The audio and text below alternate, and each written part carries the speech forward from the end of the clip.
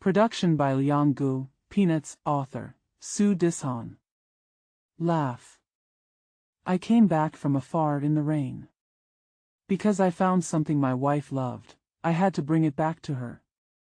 As soon as I entered the door, the little girl put away the rain gear for me, and the old woman also made an excuse to go out. I said to my wife, "Are you bored after being apart for several days?" "Ah, it smells so good. Where did this come from? Isn't there a pot of plain orchid under the window lattice?" I looked back and saw a few orchids blooming on a rue kiln pot. I said, "How likely will this potted flower be moved in? It still drives so well on such a rainy day. How rare. But I still don't believe that those flowers have such a fragrance." We sat side by side on a red sandalwood couch. I asked further, "My dear, is it the fragrance of orchids or yours? Is it the fragrance of orchids or yours? Let me smell it," she said, kissing me. The little girl saw it, covered her mouth and smiled, turned over and opened the curtain to go out. Yu-yao, come back."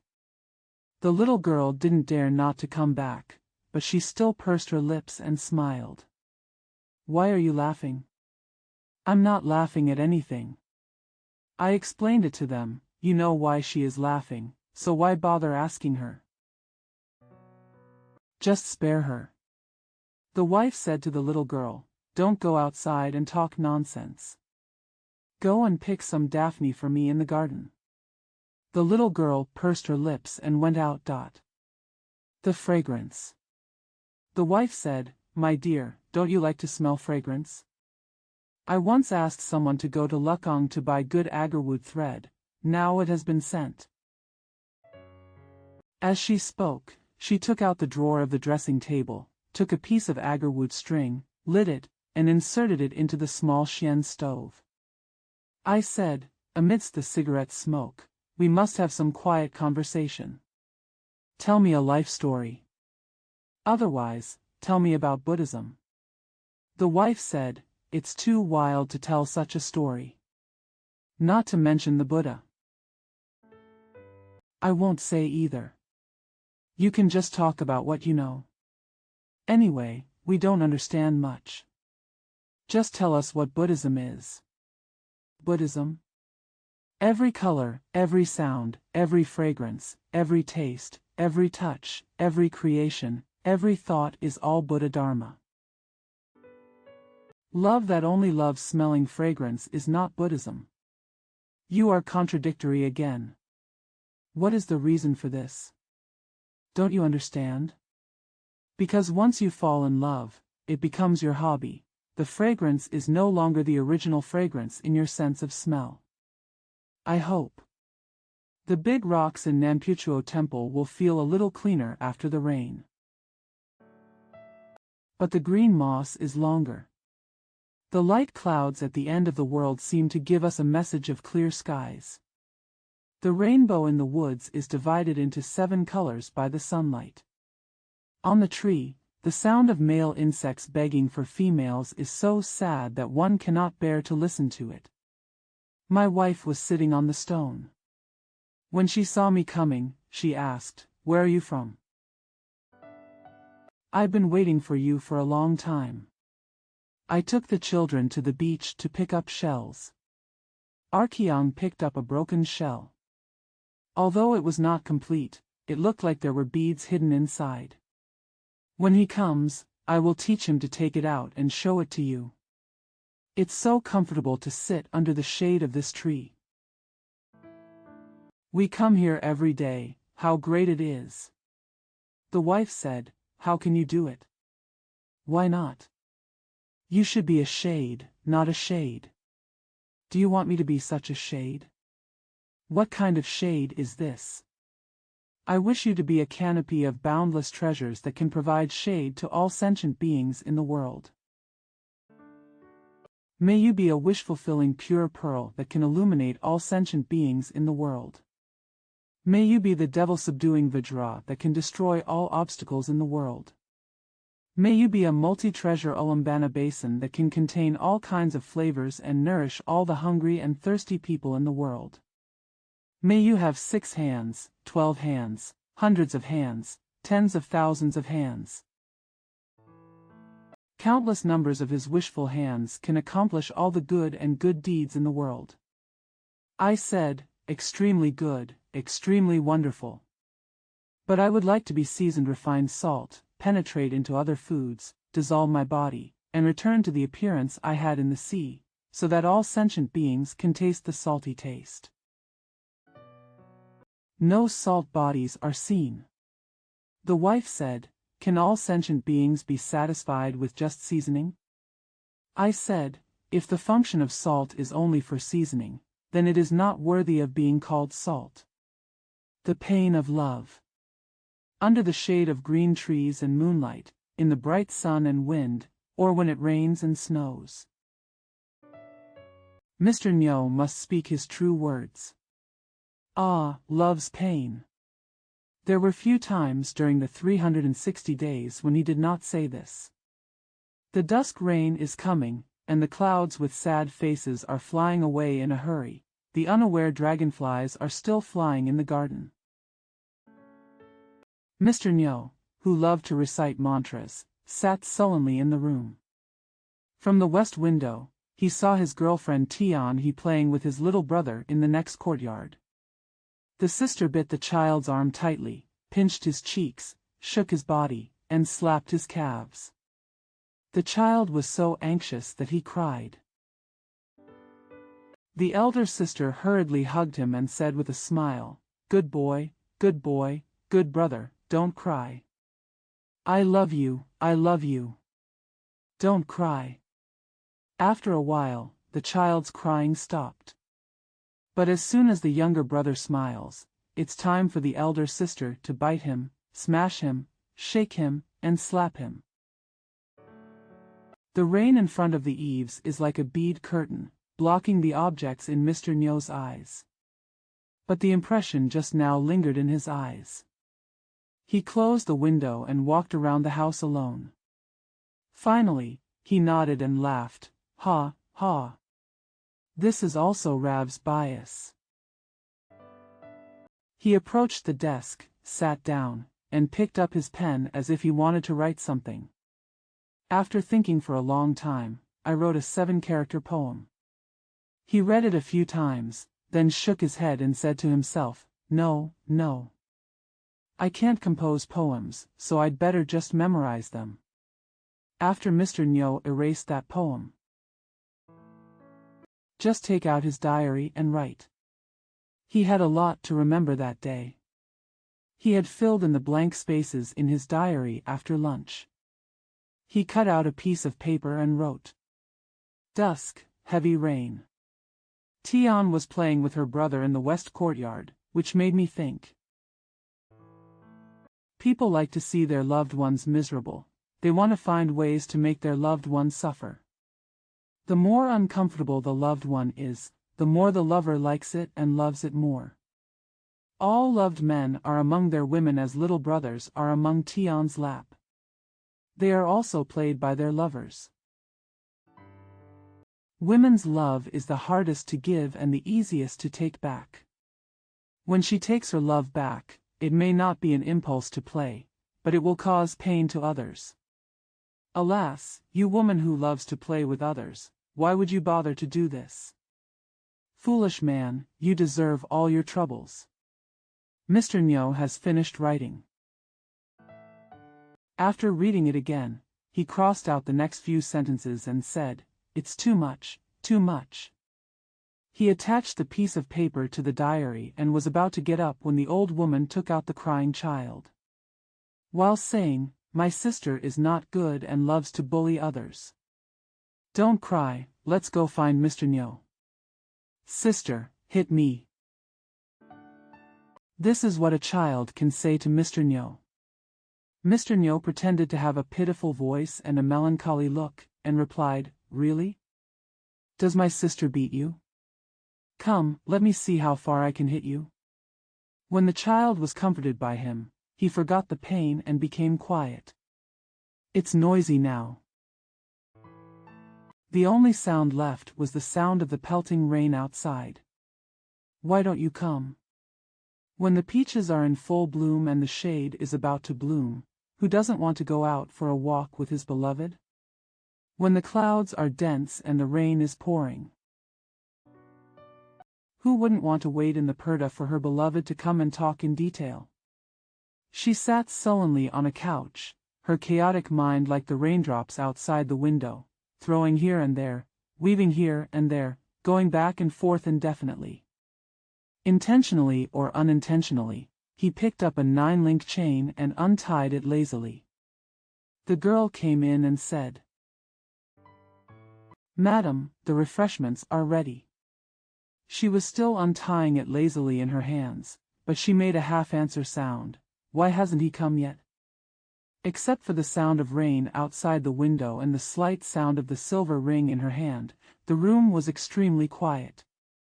In this quiet room, suddenly, a few beautiful songs came from the window accompanied by the sound of rain. You burst into tears. Is it because I caged the singing bird in the forest? You can't fly. Is it because I shot the geese in the sky? You dare not enter my door. Is it because my dog is wary of guests? Because I have a cat that hunts mice. Won't you come? For my lamp is not shrouded, burning many beautiful insects to death. Won't you come? You don't want to come. Because I have. What's there?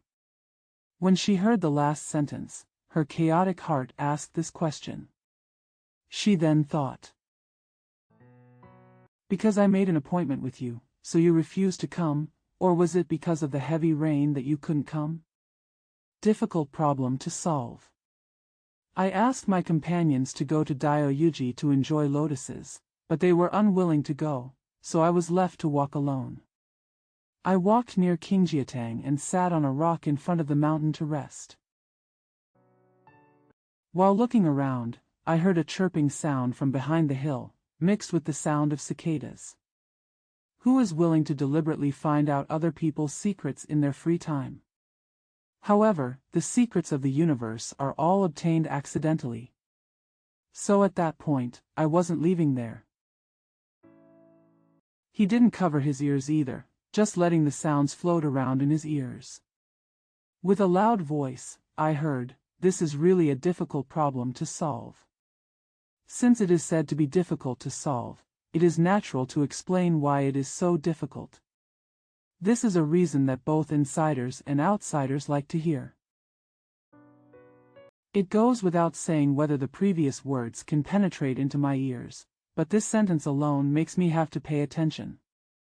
The person behind the mountain went on to say, among these three, which one do you think is the most suitable? May said she would wait for me for 10 years, Bai said she would wait until the day I marry someone else. O said she had to marry me, she would wait for me all her life. Then, you have to make a distinction. But I understand May's situation very well.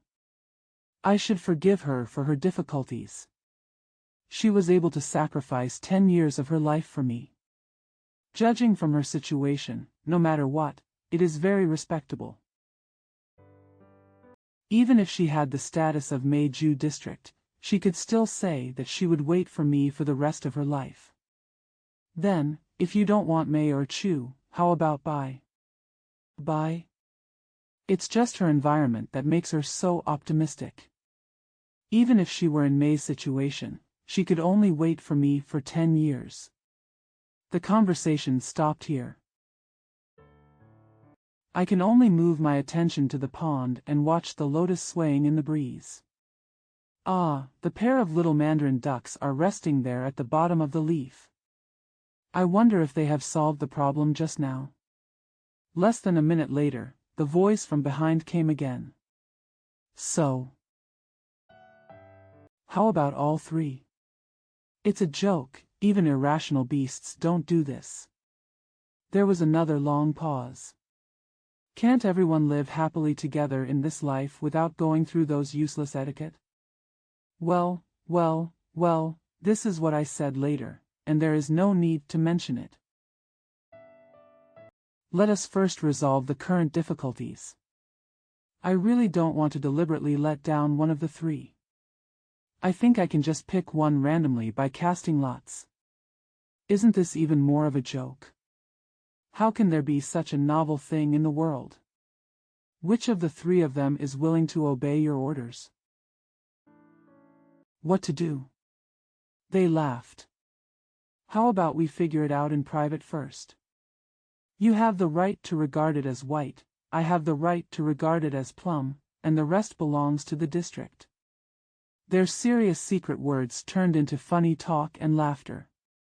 I was afraid that they were going to make trouble, so I didn't dare to stay there, so I had to leave first. I didn't go to Dia Gigi either.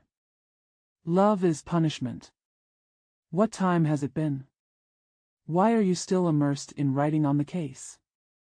Come and take a walk with me to the beach. Although the husband was writing, he did not stand up or raise his head to salute his wife with a smile attentively. The wife ran to her side. When he wanted to snatch the pen from his hand, he said, "I'm sorry, you can go alone. The ship will leave early tomorrow morning. I have to drive out these letters tonight. They will be delivered to the ship at 10 o'clock. Go to the mailbox. I want someone to accompany me to the beach. Please ask my seventh sister-in-law to accompany you." The seventh sister said that I am married and should go with you. She and other classmates went first. I want you to go with me. I'm really sorry for you, I can't go out with you tonight. They argued for a long time, but in the end the wife went out alone. The husband lowered his head and went about his business. It's 4 o'clock.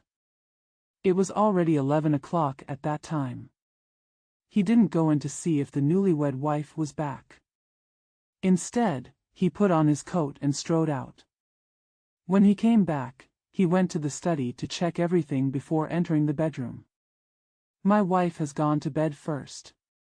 Their agreement. The person who goes to bed late must kiss the person who goes to bed first before going to bed. So the young man went to the bed and kissed his wife legally. The wife hurriedly wiped her lips with her hands several times. That was meant to show that she wasn't okay with the kiss. The husband did not dare to go to bed and stood aside blankly. After a while, he walked to the window, supporting his chin with his hands, and tears dripped on the window lattice. He said, "I have never been punished like this. Where is your love? You said you love me, why did you punish me just now and make me lonely?" After the wife finished speaking, she got up immediately and comforted him and said, "Good man. Don't take it seriously, I'm joking with you. Love is punishment, can we avoid it? Debt. He has always lived in his wife's house, because he has no other relatives except his wife. People in his wife's family love his intelligence and pity his loneliness, so they respect him in everything. His wife had died long ago and he had no children. His life consisted of reading, writing, and sometimes playing the seven-string. He is by no means a nerd, because he often seeks understanding in books, unlike nerds who only seek to read more. His wife's home has a large garden for him to play in, and there are many slaves to obey his orders. But he never went out of his way to play in the garden, nor did he call a servant.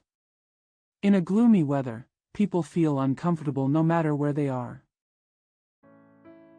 His mother-in-law asked him to come into the house to chat, and she persuaded him for some unknown reason. The mother-in-law said, "I think since Lear passed away, you have been more polite than before. I advise you not to be so, because outsiders will blame me if they don't know. Look at you dressed like this. I am not as good as a servant at home. How can I survive if a stranger comes? If someone bullies you and tells you that you are tall or short, you can tell me and I will punish you. How do I know how to be polite? But I just feel like I owe too much debt and I'm embarrassed to ask for more. What debt? Did anyone ask you to settle accounts? Alas, you are too outsider. I think you are just like my nephew. If you are short of something, feel free to ask the steward. If anyone dares to gossip, I will not spare him. What I owe is everything. I saw many poor and miserable people, just like paying off their countless debts. I have good food and clothing, and I always want to repay them first. If there is a person in this world who does not have enough to eat, does not have warm clothing, and does not have comfortable housing, I would not dare to openly enjoy this sufficient life to myself. You are too mysterious. She said this. After pausing for a while, he nodded and said, "Very good, this is the spirit of scholars to worry before the world's worries. But when will you be able to pay it back? Do you have a plan to pay it back?" Well. He had never thought of this in his mind, so he couldn't answer. Good boy. No one can pay off such a debt, so why should you seek trouble? I think you'd better be a small creditor. When it comes to a fulfilled life, there is no end to it. What we call abundant today, how can we know that it will not be a flaw tomorrow? If you read a little more, you will know that life is a nursery of defects and a seedling field of troubles. If you want to repair defects and eradicate troubles, there is no other way but to abandon life. However, how can we do it? Everyone is so afraid of death. Don't think this way. Just follow the circumstances and be a human being. Time, plan, life — these words came out of his mother-in-law's mouth, and his eardrums felt like they had been hit by a very violent spinal blow. He thought about it over and over, and he was already fainting. He was thinking about it. To solve the problem, I didn't come out for several days. The maid brought porridge to his room, but she didn't see him and was very confused. Because in the morning he had nowhere to go. Where was the seaside? He does not come easily. What about the garden? He was even less willing to go in the morning. Because the girls all went to the garden at that time to pick flowers to present to their girls. What he fears most is people destroying ready-made things. The maid looked around and suddenly saw a letter stuck with a needle on the door. She quickly took it off and showed it to others. It turned out to be for the old lady. She opened the letter and handed it to the old lady. It says, "Dear mother-in-law, if you ask me, I really can't think of a good answer. Moreover, because of your question, I feel that the debt I bear is even heavier. I want to be a man if I can't pay my debts." He must avoid debts and must not let his creditors catch him and make him suffer. When it comes to repaying debts, it won't help based on my strength and talent. I need to find some helpers. If you can't find it, think of another way. Now I'm here, thank you for cultivating me over the years. My future. I hope you will remember me. I hope you will forget my past. I also want to wish you peace at all times. Son-in-law Rongrong left a message. After reading this letter, the old lady felt very depressed. From then on, whenever she thought of her son-in-law, she would be unhappy for several days. But even though he was unhappy, his son-in-law never came back. A dream in the floral mist. In the mountain residence covered with thatched mud, the irresistible fragrance of flowers and mist rushed in through the sparse curtains and fell directly on the pair of dreamers.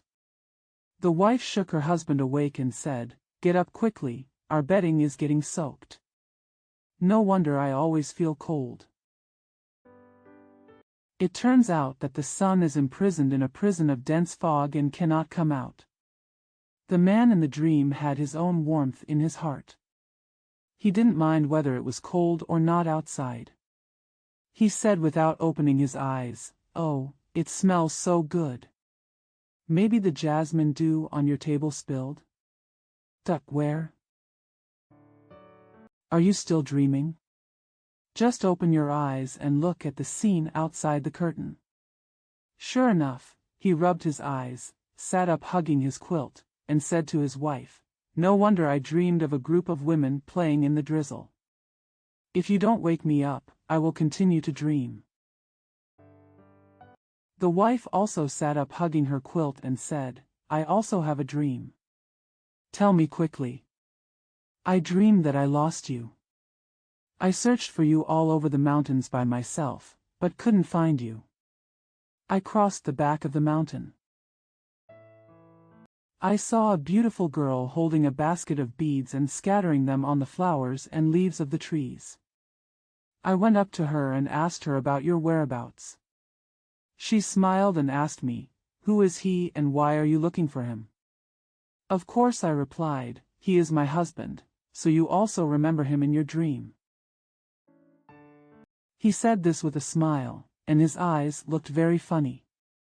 My wife doesn't like it anymore. She turned away from her husband and said, "What are you talking about? You always want to find fault with other people's words. I won't say any more." She pushed away the quilt and immediately called the girl to prepare her face. The husband quickly grabbed her and begged her, "Good man, I don't dare anymore. Just keep talking. If you talk again in the future, I would rather be punished." "Who cares about punishing you?" The wife pledged this piece painting.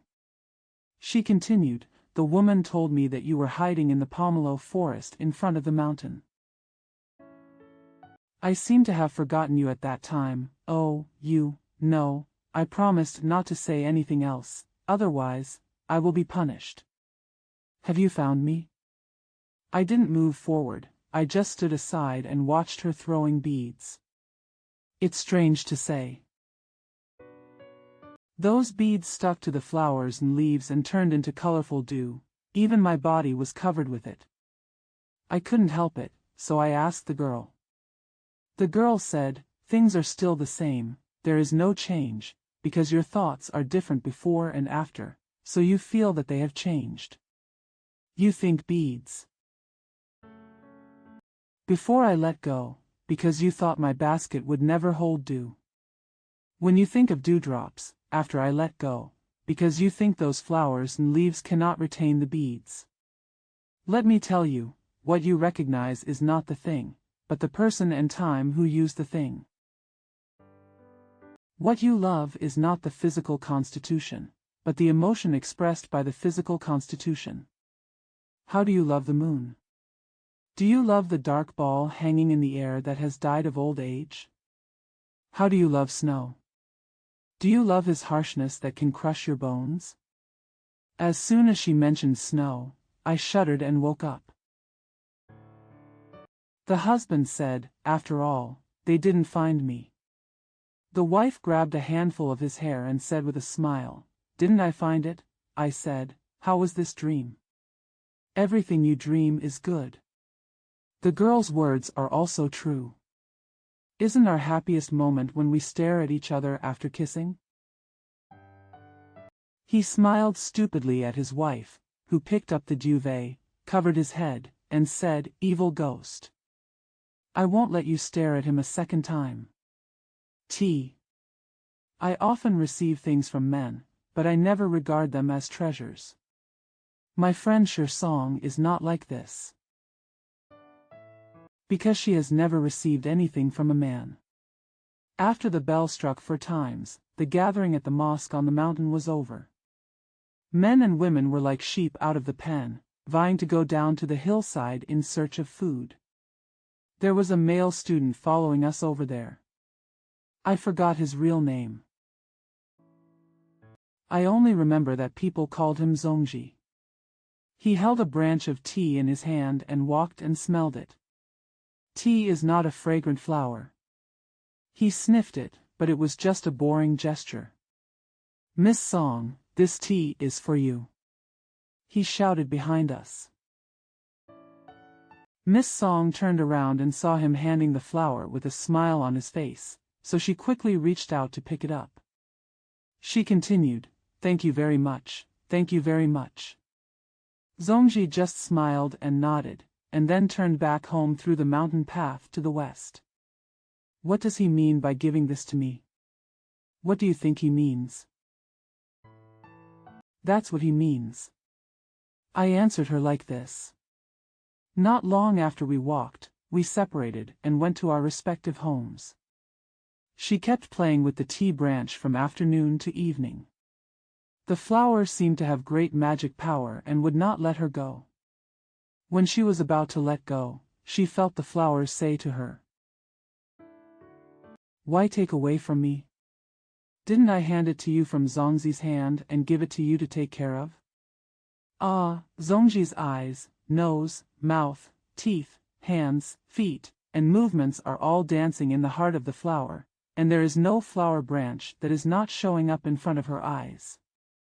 She said in her heart, "You are a beautiful man. Why did you give me this flower?" She recalled the sermon at the altar that day, and answered herself, "Because he has considered the lowliness of his servant girl. From now on all generations will call me blessed." Does this mean that she loves Tuhua, or does Zongji love her? I can't tell clearly either. I just remember one day when Zongji and I were sitting at the root of a banyan tree talking, someone from his family came to him and said, "Miss Song ate a flower and said you gave it to her, and now she is sick. Her family people want to ask you." He was startled and confused. He just said, "When should I give her something to eat?" This is true. I said, "Think about it carefully." He couldn't remember it. I reminded him, "Didn't you give her a flower on the ramp last month?" "Yes, I didn't give her a duotu. But where did I teach her to eat it?" "Why did you give it to her alone and not to others?"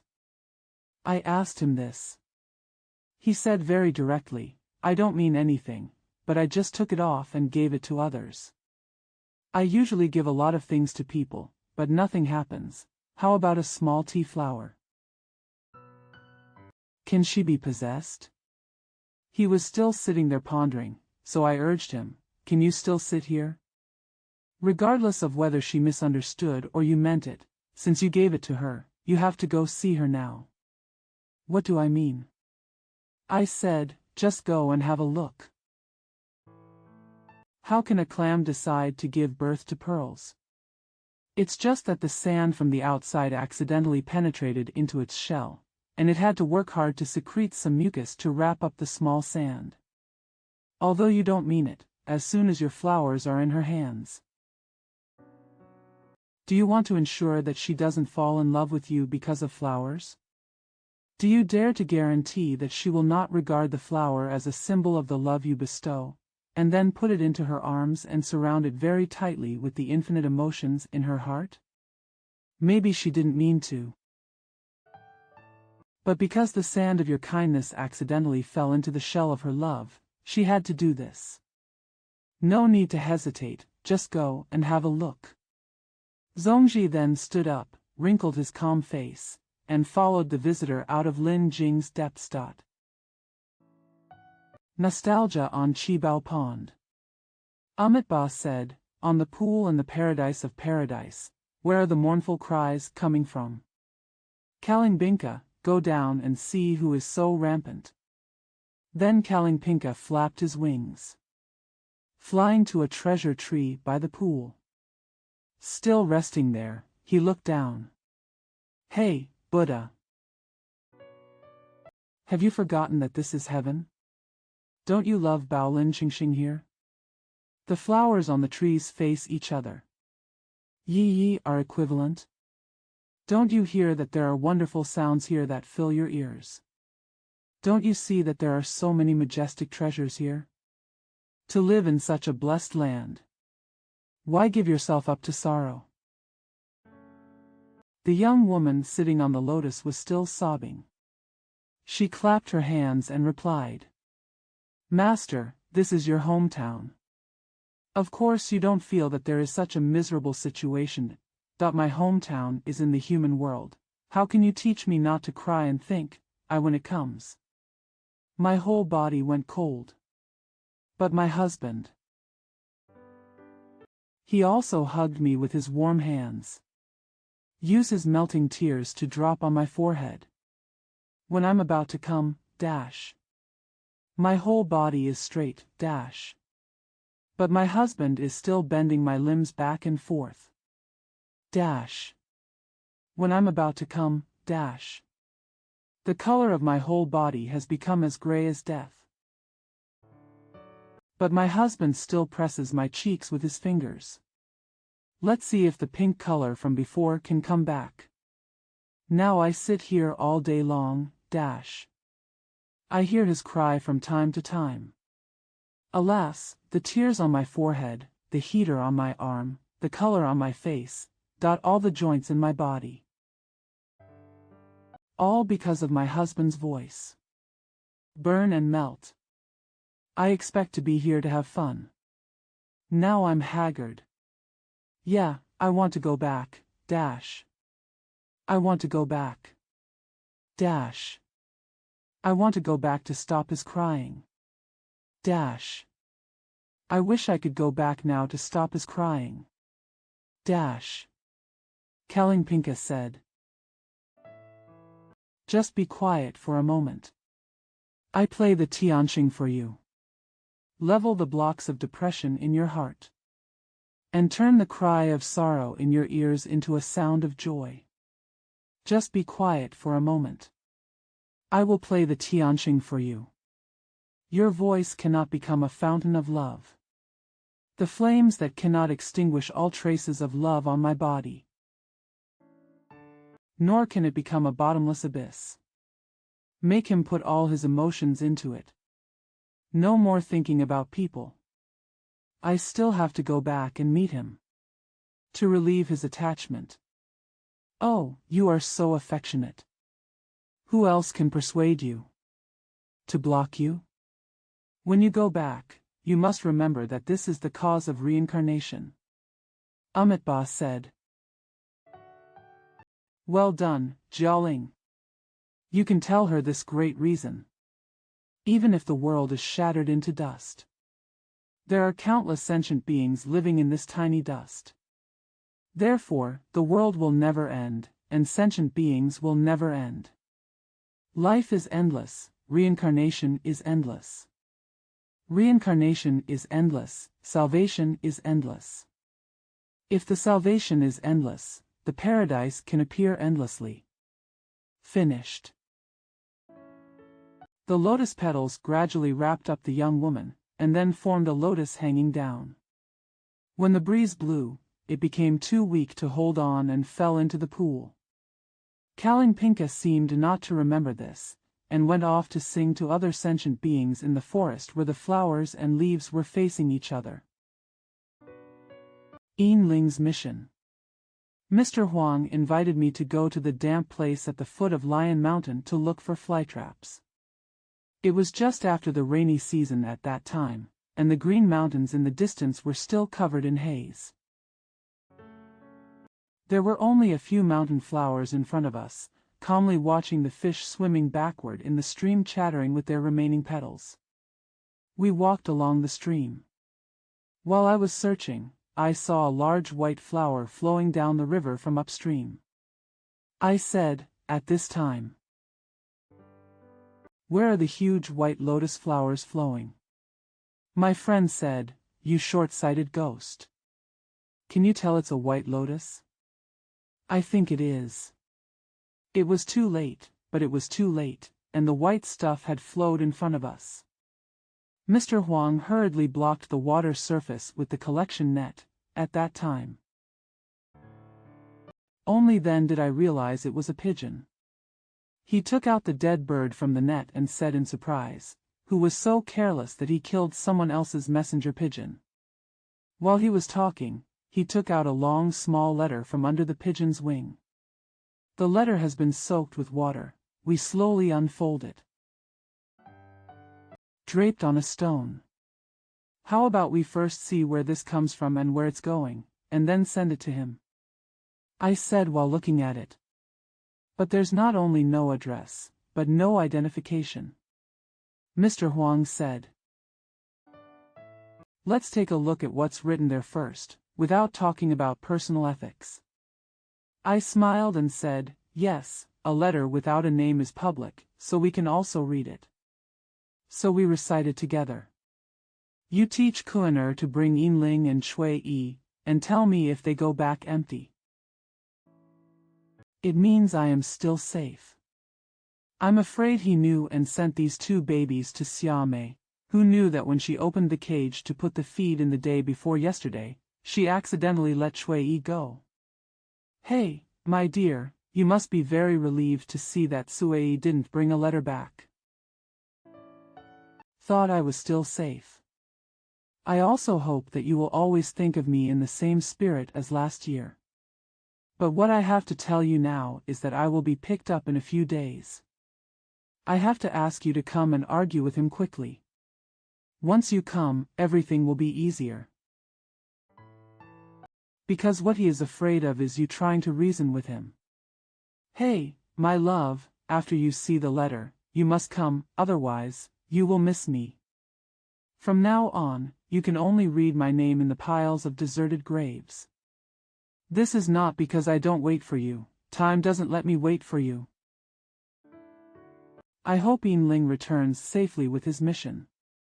After we finished reading, Mr. Huang said, what's going on? Who can guess? It's just a misfortune. What matters now is what to do with this letter. I want to stick it on the tree. Maybe someone who knows about this passes by and can take him there. I shook my head and gently opened the letter. Mr. Huang said, it is better to go to the village and inquire about it, or it may be easier to find some clues. After discussing it, we copied another one. Still tying the original letter under the dove's wing. Mr. Huang used a mining shovel to dig a small pit by the stream and buried the pigeon in it. Then he built a small monument for it and found some beautiful stones from the water to place on the tomb. The tomb is right where the mountain flowers bloom.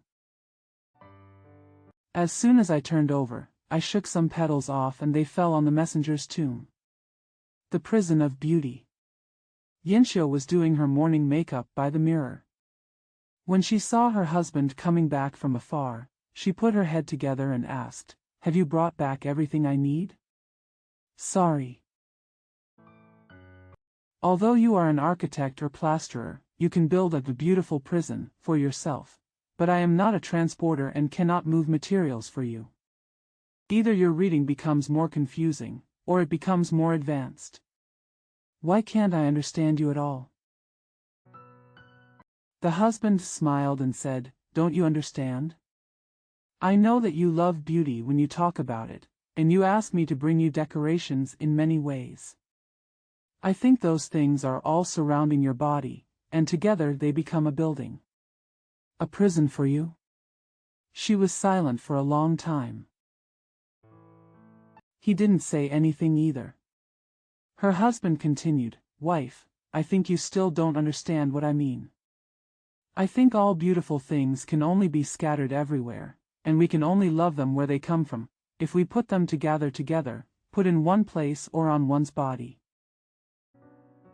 That wouldn't be beautiful. She opened her soft eyes, shook her head and said, you're not right. You are not right. If you don't cut open the clam, how can you get the pearl? If we don't open mountains, how can we obtain diamonds, jade, agate and other treasures? And those things are not beautiful to begin with. They must be carved out and decorated to make them beautiful. If I say that I want to decorate, it means building a beautiful prison and imprisoning myself in it. Who is not imprisoned in such a prison? If there really is a prison of beauty in the world, like you said. Then, we are just the sand and stones that make up that prison. What I mean is to let nature take its course, and there is no need to keep even this sand or stone. Why does the peacock groom its feathers? Why did the lotus dye its flowers red? So they have no beauty. I tell you, you yourself have already built your prison. Nonsense. When did I? Don't you have many good imaginations in your heart, and don't you want to act according to your good ideals? All yours. Are the fragments picked out from the prisons built by ancient people? Or what about materials taken from one's own world? Naturally, you have to add a little artificiality to make it interesting. If my shape was the same as that of people in ancient times, would you still love me? I dare say that if you don't live well in your prison and raise the walls of the prison high from time to time, I can't love you either. A stubborn man, how can you admire a woman's words? You just say, "You can speak." Let me think about it for a while. I'll fight you again. Goodbye. The old man sitting by the window lattice is a voyager who has just returned from overseas. He and Mrs. Shao were childhood friends. Although they had been separated for so many years, when they met, they seemed to have forgotten the days that had passed between them. Now they were talking about old things from their boyhood. "Brother Wei Ming, didn't you go to sea when you were 20? She bent her fingers and counted them, then looked at her friend with eyes stained by experience and said, "Yeah. 45 years have passed by like I'm counting on my fingers." The old man stroked his beard with his hand and said proudly, "No. I remember the day I came to your house to say goodbye. You were feeding your little deer in the garden. I stood under a loquat tree in bloom next to you, and the fragrance of the flowers and the oil on your head entered my nose. At that time, I didn't know where to start with my farewell thoughts, but you just lowered your head and caressed the deer. I don't think you could say anything more at that time. You actually asked first, 'When can we see each other again?' I replied slowly, 'It won't take long.' At that time, you..." The old lady said bluntly, "I remember the scene very clearly at that time. When you said this, I didn't mean wait until we meet again. Unless there is a time when the black ink can be washed white. Ha ha. When you left, hadn't that jet black hair been washed white by the sea water now?" The old man touched the top of his head and said, "That's right. This can be considered a fulfillment. It's a pity that I never see Brother Fong. How many years has it been since he passed away?" Well. It's been a long time. You see, I have held 4 grandchildren." While she was talking, she looked out the window at several children playing under the melon shed. She pointed at the tallest child and said, "Look, Dinger is already 12 years old. His father-in-law died just after he was a month old."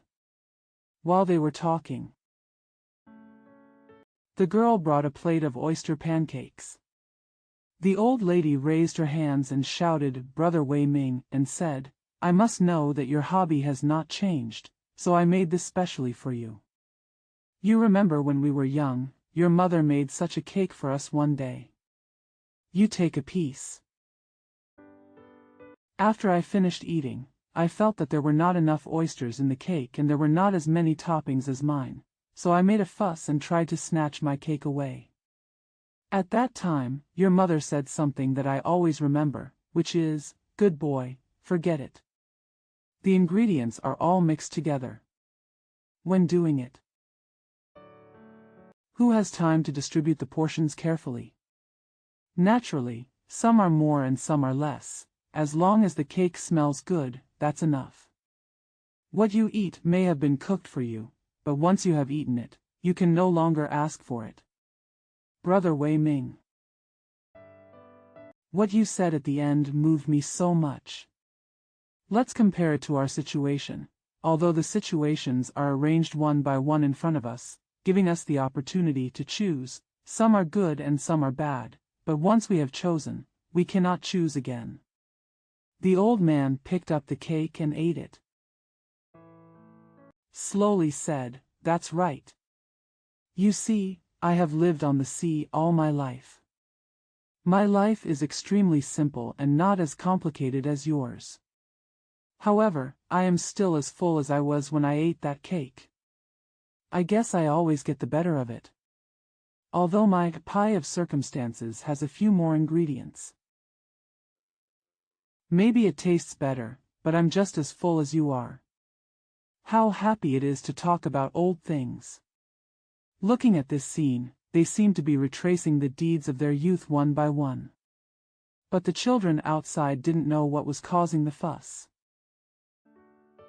The old lady went out first to act as judge. Here a sturdy sailor remained, sitting quietly eating his cake. By the bridge. The place where we live is on the bank of Taoshi Creek. There are peach groves all over the bank. Peach fruits and peach leaves are reflected in the water, which further highlights the tranquility beside the stream. I never imagined that people who ran away in a hurry could still enjoy this beautiful scenery. We played under the forest every day. Sometimes we walked across the creek bridge and went to a friend's sugarcane garden to look for new sugar cane to eat. On this day, we were going to the sugarcane garden again. As soon as we crossed the bridge, we saw Afong, the little owner of the sugarcane garden, sitting under the bridge very melancholy.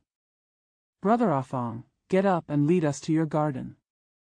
He raised his head and glanced at us without saying anything. My brother said, "Afong, didn't you say that all your worries were washed away as soon as you got to the water? Didn't you say? Are you a dragonfly by the water? Do you think that dragonfly resting on the water chestnut flower compares to you? Good. However, today is the first time I feel depressed." We all went down to the shore and surrounded him to find out what happened. He said, "Hunger just fell into the water. Hunger is his fiancée, and she plays with him every day." We were all surprised when we heard what he said. The elder brother said, "Then, can you still sit here in silence? Why don't you hurry up and call someone over? As soon as I get back." The melancholy in my mother's heart is afraid that it will bloom one by one, like a peach. I would rather be sad here alone than let my mother know. My brother didn't wait for him to finish speaking, and ran to Hunger's house angrily. Here Afong was still frowning. I also looked at him eagerly and said nothing. "Who fell into the water?" When I heard it, it was Hunger's voice. I quickly turned around and saw that my brother was here with Hunger. She walked up to Brother Fong with a smile, and Brother Fong looked at her in surprise. After a long time, he said aloud, "Are your words no longer effective? Just now, I was eager to go to the waterside to see my shadow, so I put it on a tree, but accidentally the breeze shook it and it fell into the water. It flowed down with the running water. I turned around to hug it, but it was no longer there." Only then did Hunger realize that what fell into the water was the little bird she had given her. She once told Afong that the little girl was also called Hunger, and if she lost it, she would lose her. That's why Brother Fong is watching over her so carefully. Brother Fong really believed that what Hunger said was absolutely true. Looking at today's situation, it made him suspicious. He said, "Oh, your words are also inaccurate." Only then did I realize that if I lose your things, I don't think I have lost you. Only if I really lose you do it count. My brother said to Hunger, "Unintentional words can make people believe deeply, Brother Fong's belief in you. I accidentally broke it for you the first time." Hunger was not in a hurry and just said leisurely, "What is faith? What's the point of knowing the truth? Well, I can get to know him through this. Let's go to the sugarcane garden. Let's go to the sugarcane garden together. Brother Fawn's melancholy just now was swallowed up with the sugar juice. Say no more. Suhui was seriously ill, and it was only 12 hours before she died. Her husband sat aside, supporting his arm with one hand and holding the patient's arm with the other. His quiet and sincere eyes were focused on his wife's face. The dim light of dusk disappeared bit by bit, but fortunately the room was filled with white things, which prevented people's eyes from losing their ability to distinguish. The silence in the room was already filled with the color of death. The caretaker didn't come in, and her footsteps only lightly walked past the door, as if telling the people in the room, "The steps of life don't come here, and they get farther away from here." Strong electric light suddenly emitted from the golden wire in the glass bubble. Waves of light pushed the patient's eyelids away. Seeing her like this, her husband responded to his wish and said sincerely, You wake up." Su Hui didn't seem to hear what he said, looking at him and saying nothing else. She said, "Well, Pearl's father, at this time. Why don't you bring her to meet me? Bring her here tomorrow." The room was silent for a long time. "Pearl's father, because I am weak and sick, you have to sacrifice a lot of time to take care of me, and you also hinder you in many ways that are more important than serving me. I'm really sorry for you. My body really cannot tolerate me. It doesn't matter, serving you is what I should do." She smiled. But the smile on Bai's bed was not a sign of joy. She said, "I'm very sorry for you. Because I never gave birth to a boy for us." Where are the words? Girls are better, I love girls. The joy and the desolation brought back the soul that was about to leave in Su Hui's body. Her spirit seemed to be stronger than before. When she heard what her husband said, she continued, "Women are not worthy of love. Look how much trouble many people, even you, cause for women. It's just that, people must know how to love women before they can know how to love wisdom. He who cannot love or refuses to love a woman, even if he is not troubled, is the most foolish of all creatures." Pearl's father. Pearl's father, do you admire these words? At this time, even we, the people next to us, couldn't come up with a reply for Pearl's father. After I leave you, don't live the life of a widower because of me. You must do it for my sake. Love other women according to what I just said. When she said this, she raised her right hand that could barely move and groped for the pillow. "What do you want?" "I'll find it for you." Ring. The husband helped her hand down, gently took out a jade ring from her pillow and handed it to her. Pearl's father, although this ring was not used for our engagement, it was given to me by you. You can save it and give it to Pearl's mother later to show that we are jointly related. Otherwise, give her nothing that is mine, lest you think she is mine. Do not tell her our old words, or she will be dissatisfied by your words and say that you love a dead woman more than a living wife." She gently put the ring on the ring finger of her husband's left hand. The husband's hand supporting her made slight contact with his lips. In response to this kindness, his wife only looked at him with slightly opened eyes. Apart from such rewards, she really couldn't show anything. The husband said, "I have told you everything I should do for you. Let me say it again, no matter what, I will always love you.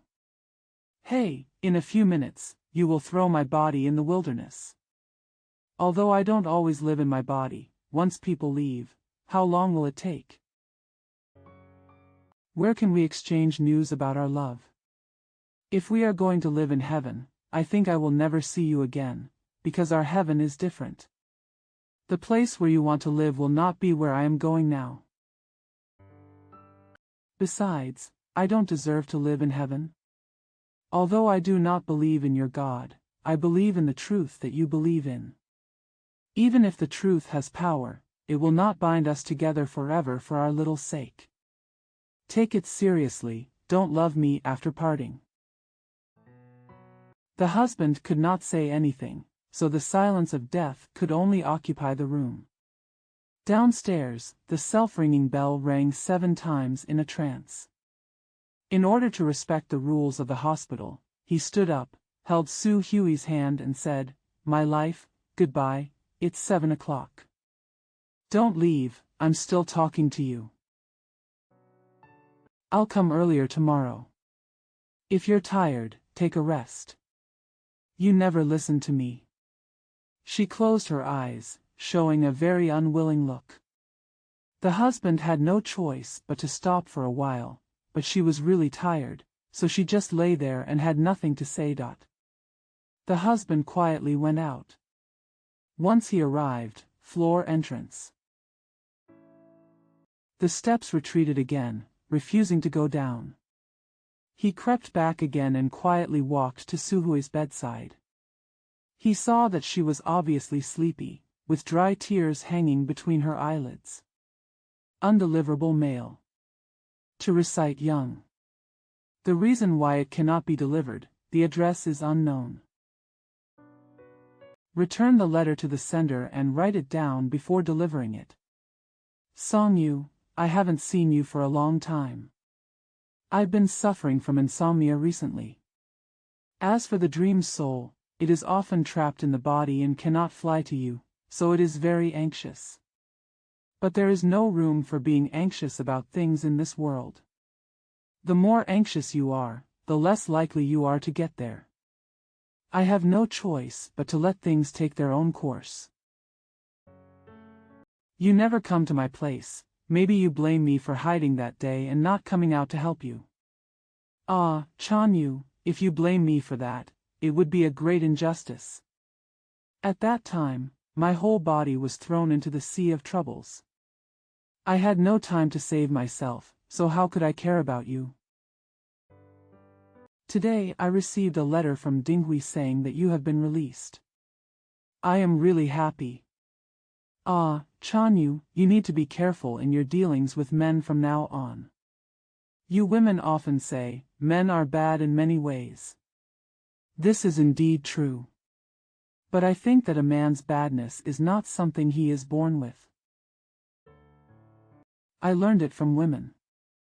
Chanyu, please don't blame me when I say this. Let's not mention your matter, let me talk about Wenjin's matter. He was originally very honest with Shang Su, but Shang Su wanted to change her relationship with Wenjin into a more intimate relationship. Therefore, I have to show some attentiveness indiscriminately. Ah, a woman's diligence is the arsenic that makes a man evil. I'm not saying that women should be strict and cold towards men, like Huai Shao, but I am saying that diligence without wisdom is dangerous. I hope your future situation will be like the white swan in the middle of the lake. To Zhenrui. The reason for failure to deliver, this person has left Guangzhou, Since leaving the horse camp, I haven't heard from you yet. I know that your life is the same as that of a traveling monk, so I don't have any letters to read to you. I heard about your current situation from Hangxian yesterday, and knowing that you live here now, I couldn't help but write you these few sentences. My friend, do you think that iris can grow on the Arctic Ocean, or bloom like the royal lily on the Nile? I advise you to just go home. If you don't enjoy your cool and tranquil life, wandering around looking for that unknowing, intimate person, why are you asking for this kind of punishment? Even though you had offended him at that time and wanted to find him to apologize to him, but you have already admitted your sin, so gentle and unyielding. How can a jade like love make up for the flawlessness? My friend, I often think that I once used a pen, and one day I accidentally burned the nib, because I wanted to learn seal script, and I heard people say that it is easier to write if the nib is burned, and I can no longer use it. But I love that pen. I tried many methods but couldn't fix it. Even if I took it to a pensmith, I couldn't come up with any ideas. They just taught me to change the tube. Although I couldn't bear to throw away the little treasure I came into contact with every day, I had to hide it in my pen bag. Although human feelings cannot be exchanged like this, it will be much more comforting if we can treat them as if they can be exchanged when they are unable to be exchanged. You are willing to sacrifice your destiny, but he has no intention of fulfilling your wish, so why should you? I advise you to go back earlier. Looking at your youthful appearance or the shadow in the mirror, the dark shadow behind you is about to break into your body, drive away all your youthful and lively demeanor, and take away your glorious body. I have warned you again and again that even if you find that intimate person you don't know, it will only increase your troubles. Useless. To Xiao 1. The reason why it cannot be delivered, this person has been admitted to the lunatic asylum, dash. The night conversation by the Green Lake is something we cannot forget. But, Xiao 1, I want to tell you that Mi Sheng will never be like me and miss you all the time. Because his heart is mostly spent on the remains of love. Aren't you teaching me to explore his meaning? I went to him early yesterday morning, and something reminded me that he was still a guardian of the tomb of love. If you are willing to listen to this story, I can tell you. As soon as I entered the door, he lowered his head as if he was very sad, and asked, Mi Sheng, what are you thinking about? He sighed before saying, the tie she knitted for me is broken. I will never be around again. There are no more belongings of hers. They are lost. Her things have to follow her one after another, which is really difficult to understand. I said, yes, the sun also has its days of destruction, let alone a small thing, you don't allow it to break, okay? Why not? If I don't use it, I can preserve it, but how can I not use it? As soon as I used the tools she left for me, I would borrow those things to communicate with her and receive immeasurable comfort. He lowered his eyes and held the old tie in his hand, and then said, oh, her hands are all gone now. Xiao 1, do you think he can still keep you in his heart like this? You are too confident. I'm not disappointing you. I know him very well and I know you too. Although you are relatives, I want to remind you not to go one step further than your distant friendship. Because the final place is on the other side, which is very high, far, and dark. And it cannot be reached by ordinary boats and carts. What happened between you and Mi Sheng, according to my current observation, even if the spider's silk can be woven into a sail, and the dung beetle's armor can be made into a boat, it will not be able to cross the ocean of your heart that you set out to cross in the first step. Don't be crazy anymore and go back to the lotus platform. Worship your idol who bows his head and remains silent. You often say that I give you anesthesia, which is good. If I gave you even a tiny bit of stimulant, I'm afraid you wouldn't be able to get up. Answer Lao Yun. The reason why it cannot be delivered, Lao Yun has already surrendered to Jingguiming Temple and is on the ridge, so it cannot be delivered, dash. Get up in the middle of the night. When you was still here, the thirsty squirrel came to the table to steal the ink from my pen wash and drank it. It scared away as soon as I got out of bed. It wakes me up, and it is only fair that I scare it away. Sit down by the window, without lighting the lamp, and think back to last year's night when we were talking together in the garden of Liaoyin. You say that we are like small insects buzzing under the roots of grass. Alas, the little insects in the garden will still be chirping under the grass tonight, but what about us? I was going to go out alone, but there were so many ghosts in Jingnai courtyard and I had no partner, so I had to give up. Can't sleep. I wanted to drink tea, so I went to the back room.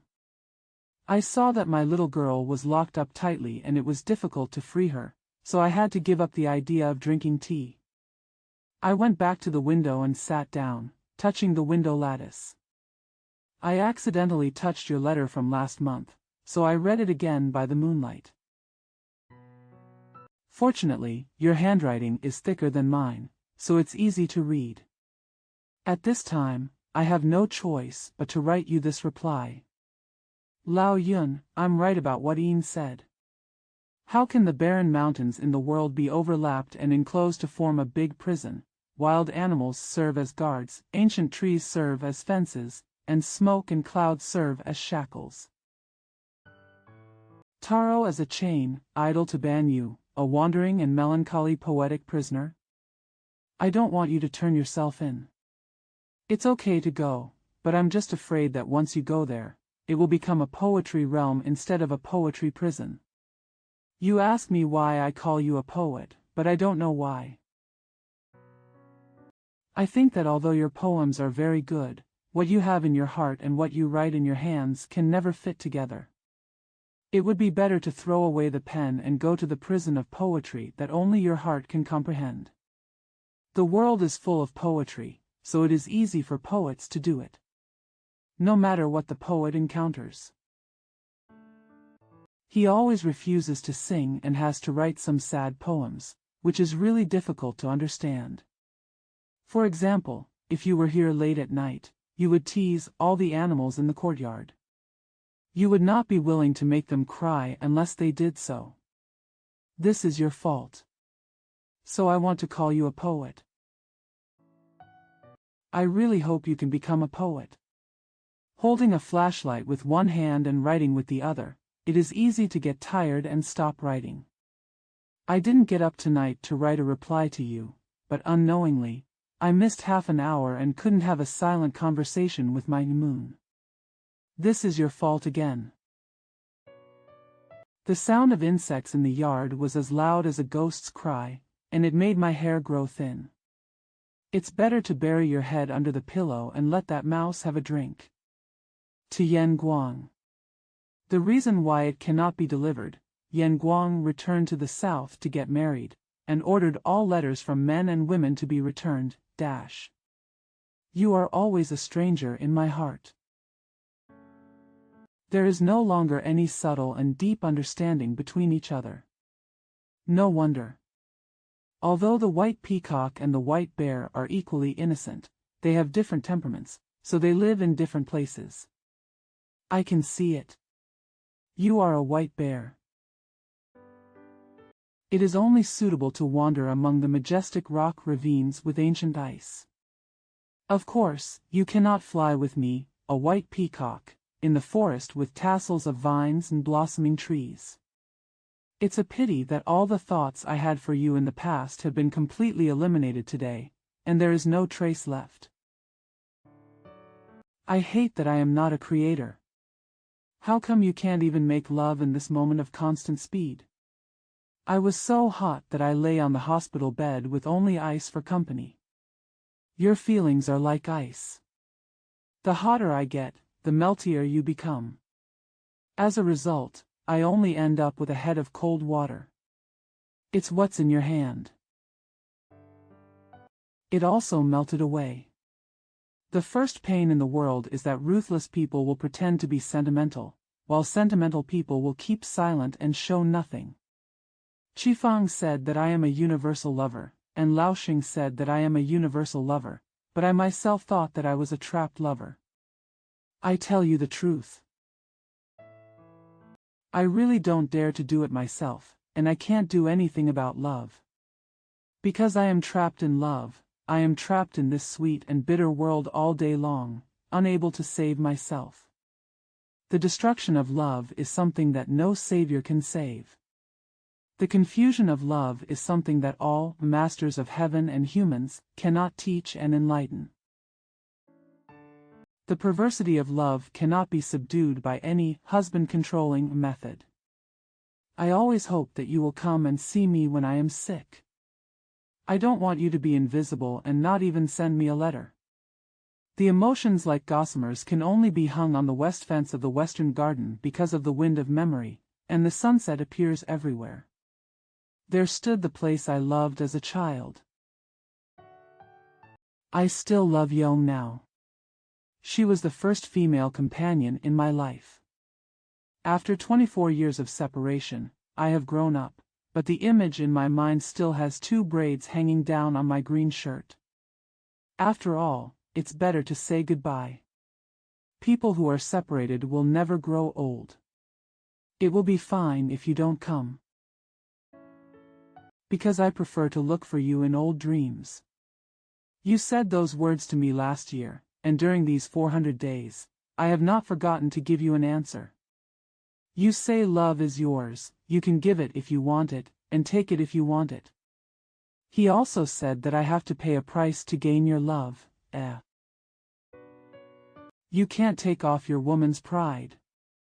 No matter who you are, you can't have your own love. Love already existed before you were born, but you just stole some of it to dazzle people. You are both a thief of love and a pawn of love. Why have you spent every ounce of your treasure or every word and every effort to acquire love, just to get it cheaply and sell it nobly? The second most painful thing in the world is to pay an immeasurable price to buy love that comes without any effort. I tell you the truth.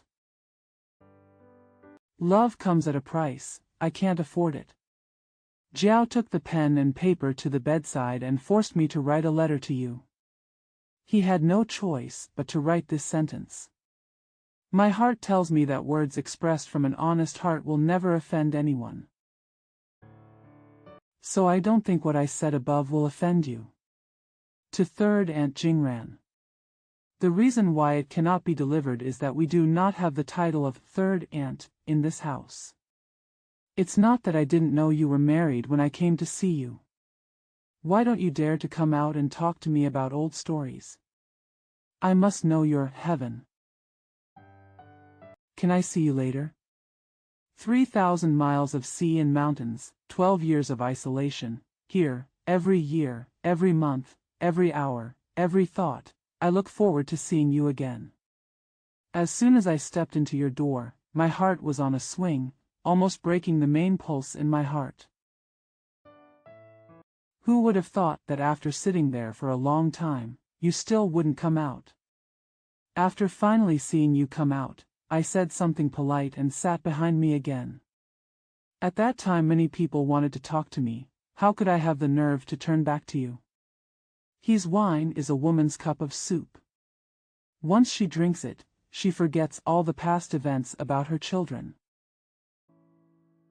So when you meet me, you only seem to know me before, but you don't seem to know me, and you seem to be afraid that people will know that we have met before.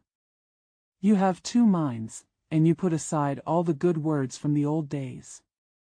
In the late autumn of that year, we admired the remaining lotus flowers at Zhonghua Pavilion. My hand accidentally touched the cactus beside the bamboo fence. He was bleeding to the point where he couldn't stop bleeding. You took out some powdered paper from your spectacle case, pulled out 2 pieces of your fragrant and sweet black hair, and wrapped them around the wound for me. Do you remember what was said then? You said, although this hair is not as strong as a string, it can be used to tie up injuries. Even the love used to bind a lover may not be incapable of doing the job. The words you said shyly really touched my heart, but your memory has long been lost along with my scars. It is the autumn of another year, and we put a heart-shaped paper kite on the roof. You held my shoulders and watched me drain the line. The kite soared very high, because the wind was so strong that the string was about to break. Do you remember what you said then? You said, "This is not a red line, just let it be broken." I said, "You think I am willing to take my leisure time to make it? Do you want to give up? Even if there is no red line, it cannot be allowed to wander." You said, "Let go of the false heart, there is still true heart." You snatched the white thread from my hand, and as soon as you let go, the kite turned over countless somersaults, flew away with the falling thread, and hung on the top of the tower of Huangjua Temple.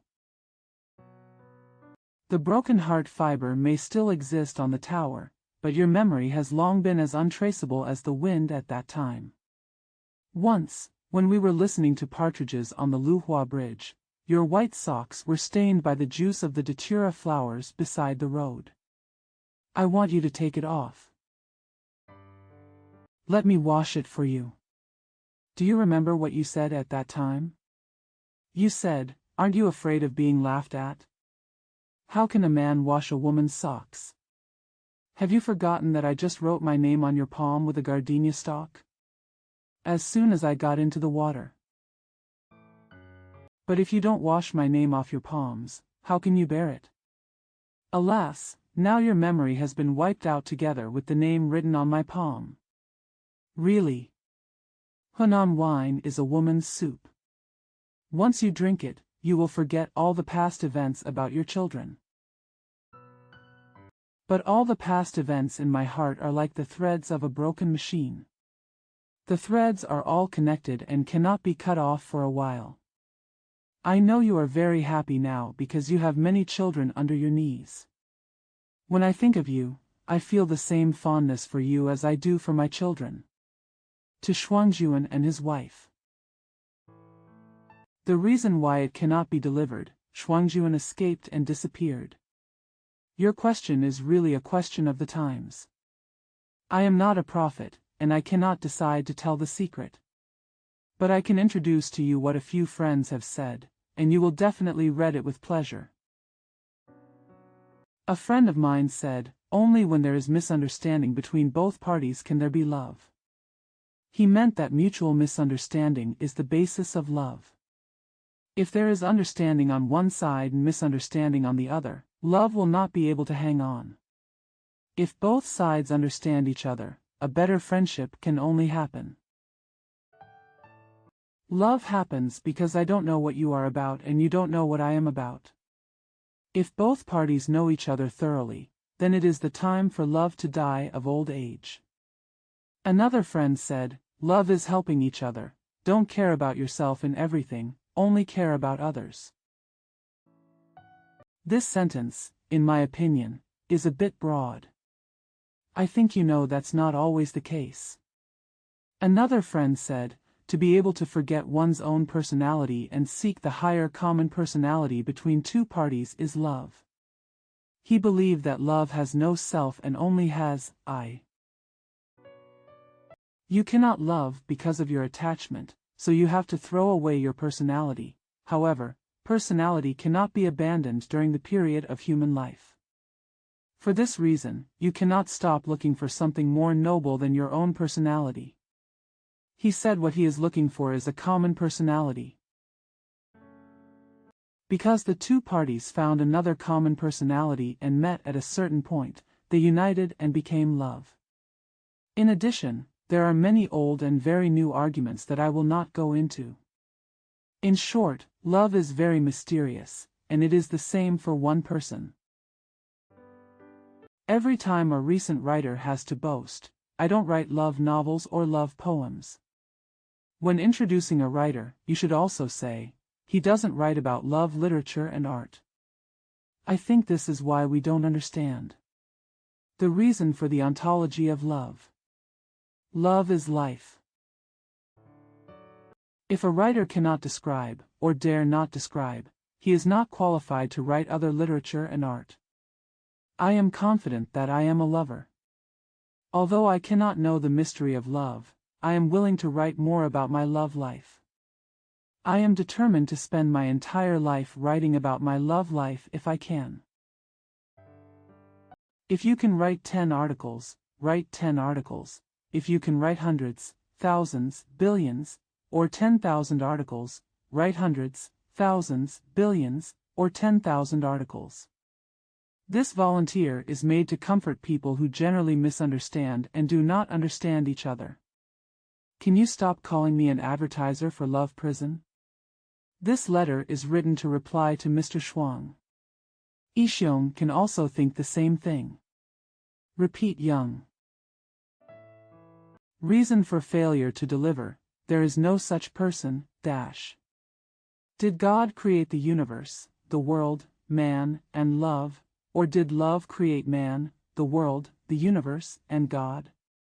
This is as difficult to solve as the old riddle of, is it a boy or a girl? I always think that people can create less and break more at the same time.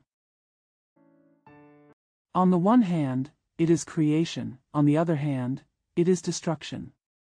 There is no infinite in the world.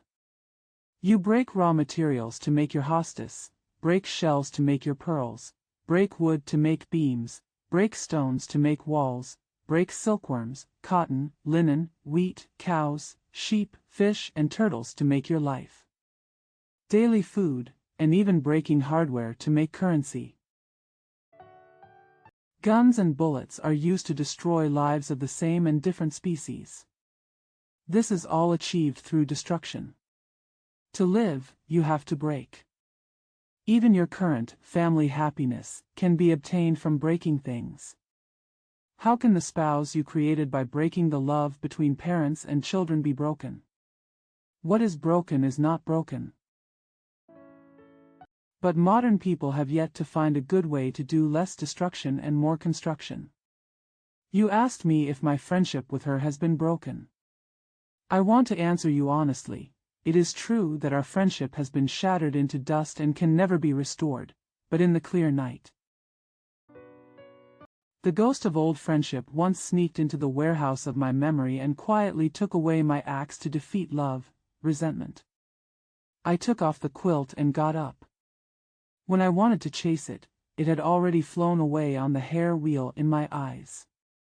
This elusive ghost leaves only traces of it on my bookshelf. It turns out that it is Yiren's document. I stretched my waist, rubbed my eyes, took it off and recited it again and again, and the cold face of the beautiful woman appeared again. The old friendship is revived between the lines. Reconciliation after mutual grievances always makes it impossible to understand what happened in the past, and it is impossible to tell the joys and sorrows involved. The bruises on my heart can only be washed away with tears. He who has tears to shed is not a wretch. So I can still hold the pipa off the wall and play it, breaking the silence of the night. You think I need to play some happy tunes to this returning old friend? But I only played Long Memories that night, but Good Deeds couldn't come out. What's wrong, what's wrong? I understand the old friendships that have resurfaced from the grave of memory, and there are always some differences over the years. But you attached a few short words to her letter to mock me. Alas! When it comes to resentment, it's always superficial. The good guy in my heart is still an old acquaintance. I don't allow you to decide whether it's love or hatred. You are a love slave after all. She mocked me too much. However, the situation that night was actually created by me breaking through all my previous feelings. Thereafter, even if there is no superficial friendship, our inner understanding can still come and go freely. You said that love was created by God, and you advised me not to reject it. I did not reject it. However, hatred was also created by God. How could I not accept it? My heart is like a sea of perfume. Just let the frivolous boat of kindness wander on it carrying your favorite flowers and fruits. As for the raft full of stupidity, hatred and fire, it will eventually be destroyed and burned due to its danger and weight. I can't control my love and hate, so there is no need to say that I am ruined. To be broken is to create, and to be made is to be broken. Causes and causes change. How can you say this is good or that is bad? As for my thoughts, even I don't know them. How can you say they are mysterious? When a person has no pursuits, his mind becomes pure and peaceful. At that time, there is nothing to create or destroy. I just feel that there are still so many desires in my heart that I can't get rid of. You should bravely destroy it until there is nothing left. You, woman, don't talk philosophy to me. I don't understand philosophy. I advise you not to have hundreds of theories, thousands of saids, and hundreds of millions of isms in your mind. It is up to other sex to debate and argue, and there will be no escape from the disputes around the chicken. Even if you could prove that the chicken is square, so what? You'd better tell me about music. Recently I made a pipa score called Warm Clouds and Cold Moon. I will send you a copy. This was also achieved after a lot of hard work. Return to true age. Reason for failure to deliver. He left the country at his true age and did not retain his address. Ever since I complained to that person, I felt even more unhappy in this life. But my old hobbies, like white herons, fly here and there every once in a while to rest on the shore of the muddy dry pond in my heart, and sometimes they wade into the middle of the water that is about to dry up. She could also make the silent surface ripple with her steps. Alas, the loving sister and the sick brother are always twins. I haven't slept for 100 nights. I often say that my love is like fragrant wine, which has been drunk by others, leaving only some melted ice in my sad golden cup. It's not intoxicating, but it's enough to freeze my teeth. Just imagine, if a person who has stayed up all night is extremely thirsty, can he not tolerate cold drinks? Those who leave for love will eventually return by following the traces of love in their hearts. I always turn my dreams upside down like this. But among the two, who walked away first for love? I talk about that person, and that person talks about me. No one is willing to follow anyone's path of love back. This is a big deal. You also wrote to scold me for this matter just like you. She is really like the pupils in her eyes, she cannot reflect herself without a mirror. So I sent her a small mirror. She said, women always want to be loved. Don't men want to be loved? After she and Xiu started to grudge each other, they also put on their own masks, and it was as if they didn't know each other when they met. It's still up to me to reconcile the two of them. I'll write it for you. That day, I knew that Xiu was going to the imperial forest to enjoy the autumn leaves, so I encouraged her to go with me. I saw Xiu coming from the stream from a distance, so I left her alone and left her sitting under a maple tree while I hid aside and watched. It is a secret for people to walk on fallen leaves. I hope she can hear the sound of the ball. When the ball approached the edge of the tree and was about 2 feet away, it stopped moving forward. He also sat down on a lying tree root, picked up dead branches and just shook the fallen leaves on the ground. She watched the game secretly and kept silent. Don't go there either. Sometimes, Xiu's eyes would look at her sideways from his pretendedly lowered head. As soon as he looked at it, you pretended to look at something else again. No one wants to say who is watching who comes. You know this is commonplace. From love to resentment, from resentment to false recognition. Maybe we can return to the original situation because we don't know each other. Seeing this, I deliberately walked back to her and said, "Where is the ball over there?" She replied, "I saw it." Do you think if there were 2 more words in this sentence, "I admire this," wouldn't it be the Empress's purpose? I yelled again. His answer was equally solemn, almost containing the word, "I admire this." I ran to grab the ball and said to them, "How about you apologize to each other? After all, men are easy to persuade."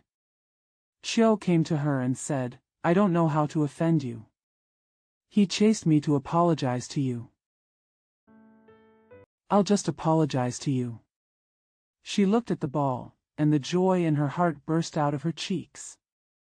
She said, "Why can't people reach this level of independence? Even an apology has to be forced by friends." Well, they are talking again. She wants men to love her. So I can do this for her. I want a woman to love me, so I don't need to look at that person. I am very honest in the way of friendship and have not changed. I am the first to leave. Whoever leaves must follow the traces of love in his own state of mind to return. How can I grow millions of wings and fly into the vastness to find her? Furthermore, they are people drunk on love, so they can talk to each other again and again. I don't have love to get drunk on, so I don't need to ask for a slap in the face. Do you think so? Give me. The reason why it cannot be delivered, this letter was left on the roadside. Collected by Chen Zhaifu. Several times I wrote to you and I sent them through the stove. I hope that when you see the few wisps of smoke floating in the air from my letterhead, my opinions will be imprinted on your retina at the same time. Why? That's why I don't want to write to you. Because you only think of me as a sentimental person, not as an interesting person. I have tried to tell people that you are cute, but your love for playing games is stronger than anything else, and people cannot love you enough. My friends all say I love you, but you also think so. How strange. Do you think that men and women must first determine that they can love each other before they can interact with each other? There are so many good people, how can we all fall in love with him? But you are not the only one who has this kind of prejudice, and I can forgive you. My friend, in the garden of love, there are of course 3 winds and 4 rains. There is no unchangeable weather that can make all flowers and fruits bloom beautifully and bear fruit freely. If you want to reap the fruit before the seeds are even planted, you will not be able to do so. I tell you, clouds that can really rain are silent. Not a single drop of dense cloud. Thunder and lightning filled the sky and the earth. So what others say may not necessarily be the truth, so please rest assured. Men are willing to be women's good partners and good friends, but they are not willing to be their slaves and do their bidding. He is willing to help them, but does not like to flatter them. Men are men, and beauty is a woman's business. If you keep your titles of Queen and Goddess temporarily in your mirror bag, you will definitely gain many friends who can help you. I know you have a very cold nature and you are not willing to make a few new friends. Or a very distant intellectual acquaintance, even the old you have to abandon one by one. The married girlfriend and the acquaintance of the man who became an official do not miss the old relationship. When I meet them, I often feel like a passerby. You are not married yet, and you are not yet an official, so you should not do such a thing. I'm not blaming you, nor am I angry. Even if you insult me to the extreme, I won't be angry. I'm just trying my best to advise you. When it comes to advice, it is also a last resort. This letter was also written under a desperate situation. Finished writing. I still hope you don't receive it. Fu Xiaojue. The reason for undeliverability, the recipient's address is stained with ink and cannot be delivered, dash. Brother of the same age, I know that Huai Shu is often sick, so I haven't sent a letter of greetings in the past month, for fear of arousing her sorrow and resentment. She said to herself, I have so many things on my mind that I don't want to write them down. Say it out loud, when you have no choice but to let it turn into bloodshot threads and float out. So she didn't write to tell me what kind of illness she was suffering from. I think she is lying on the bed now. Alas, the illness of Huai Shu is difficult to cure. A person is most afraid of having ideal. Ideals can not only make people sick, but can also make people give up their lives. How could she not be sick 24 hours a day even with her ideals? She often said to me, it would be better not to have it than to be complete. Do you think completeness can really be found in the world? Even if I travel through hundreds of millions of dusty worlds and go through the solemn culpa, the virtuous culpa, and the starry culpa, I still can't find it. How can there be perfect people in an imperfect world? She is not perfect herself. How can she deserve to think of a perfect man? Even if there really is a perfect man in the world. Just like her ideal, that man may not be able to respect and love her.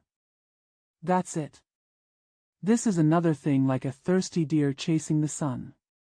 Even if it has millions of hooves, each with millions of wings, and flies to the end of the wilderness, it cannot get a drop of water. What's more, it also longs for an oasis as its resting and eating place. Friends say she is a foolishly smart person, and it's true. She is really a woman who is wise in everything but ignorant at the moment. She never thought that completeness was made of nothingness drawn by a demon. There was nothing in the first place, so how could she catch it? People who are multi-talented, versatile, multicolored, and multi-imagined are most likely to suffer from idealism.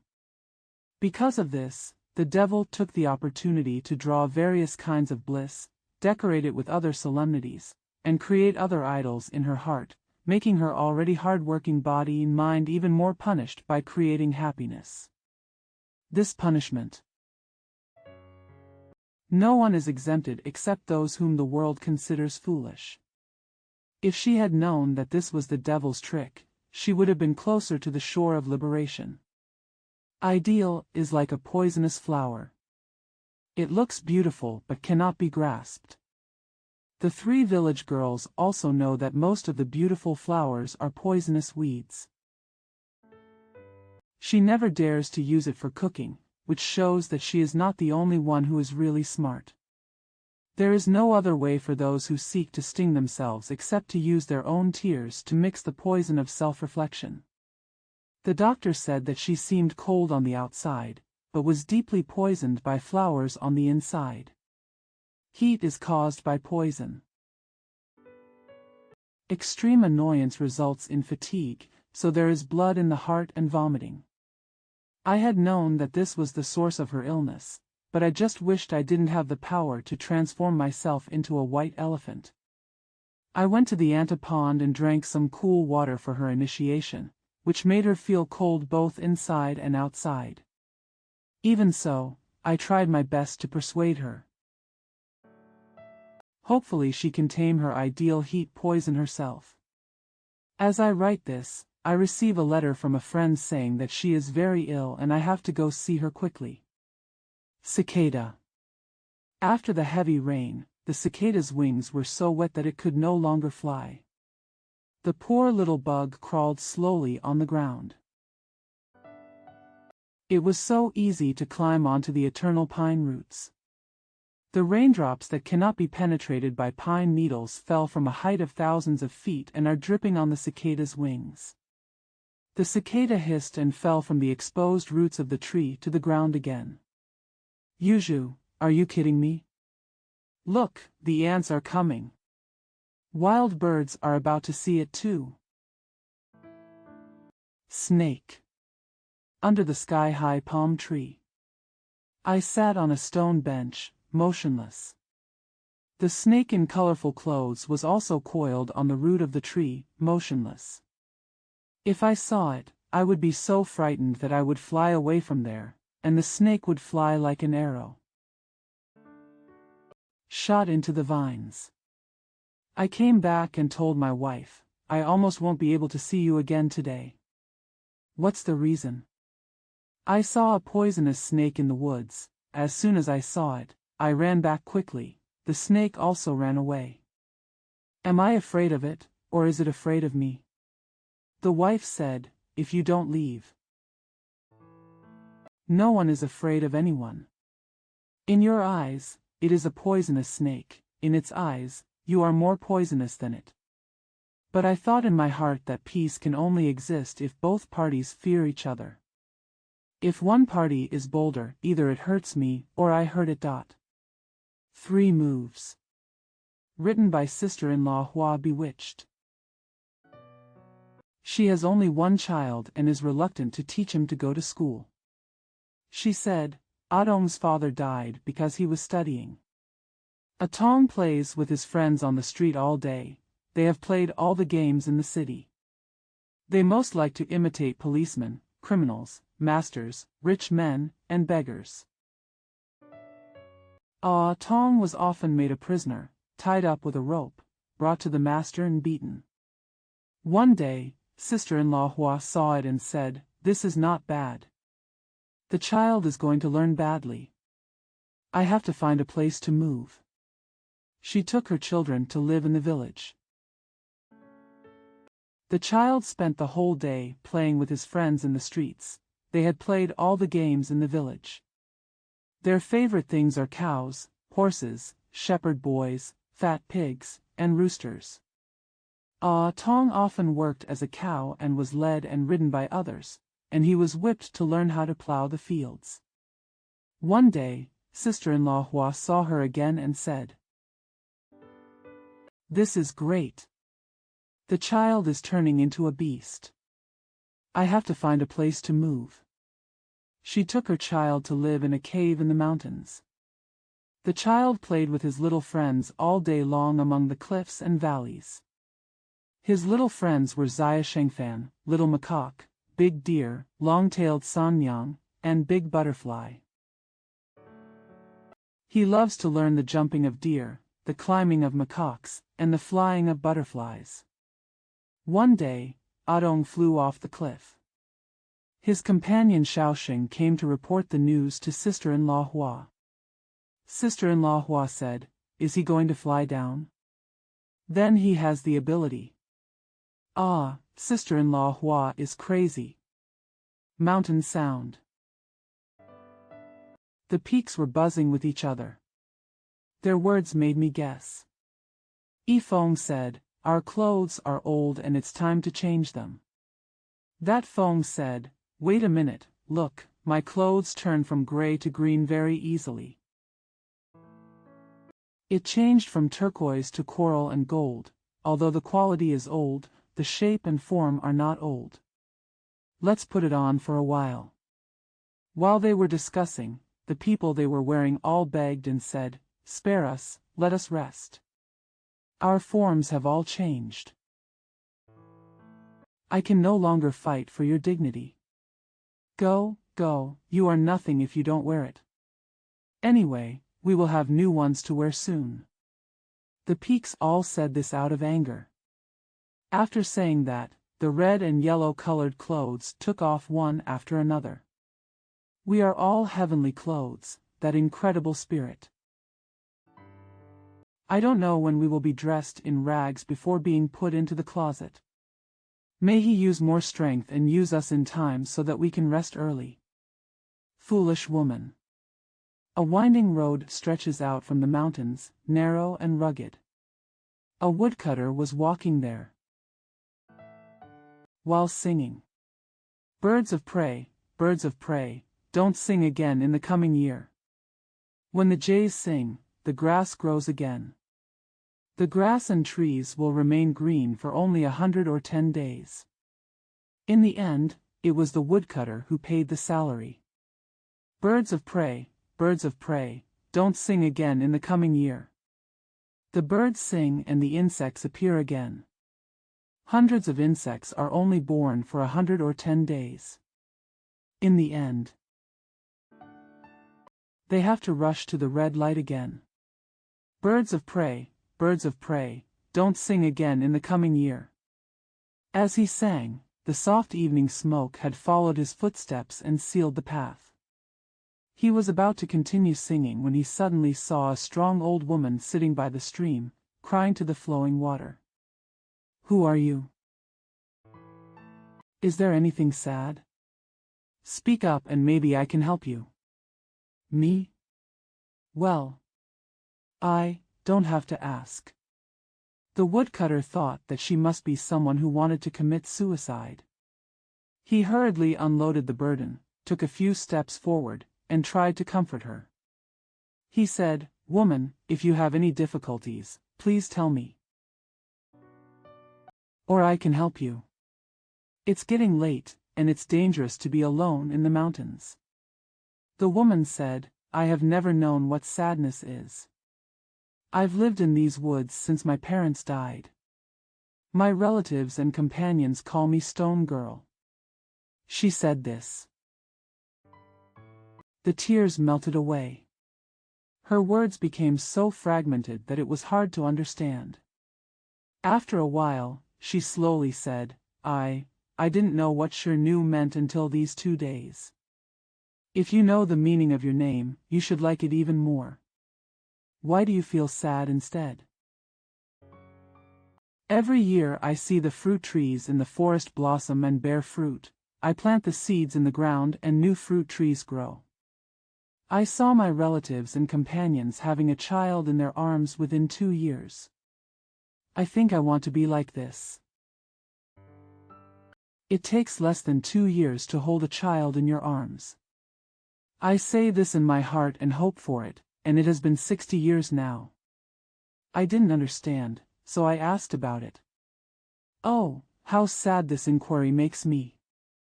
I have no hope of having a child. However, I cannot be like Gumu. Not as good as fruit trees. Ha ha ha.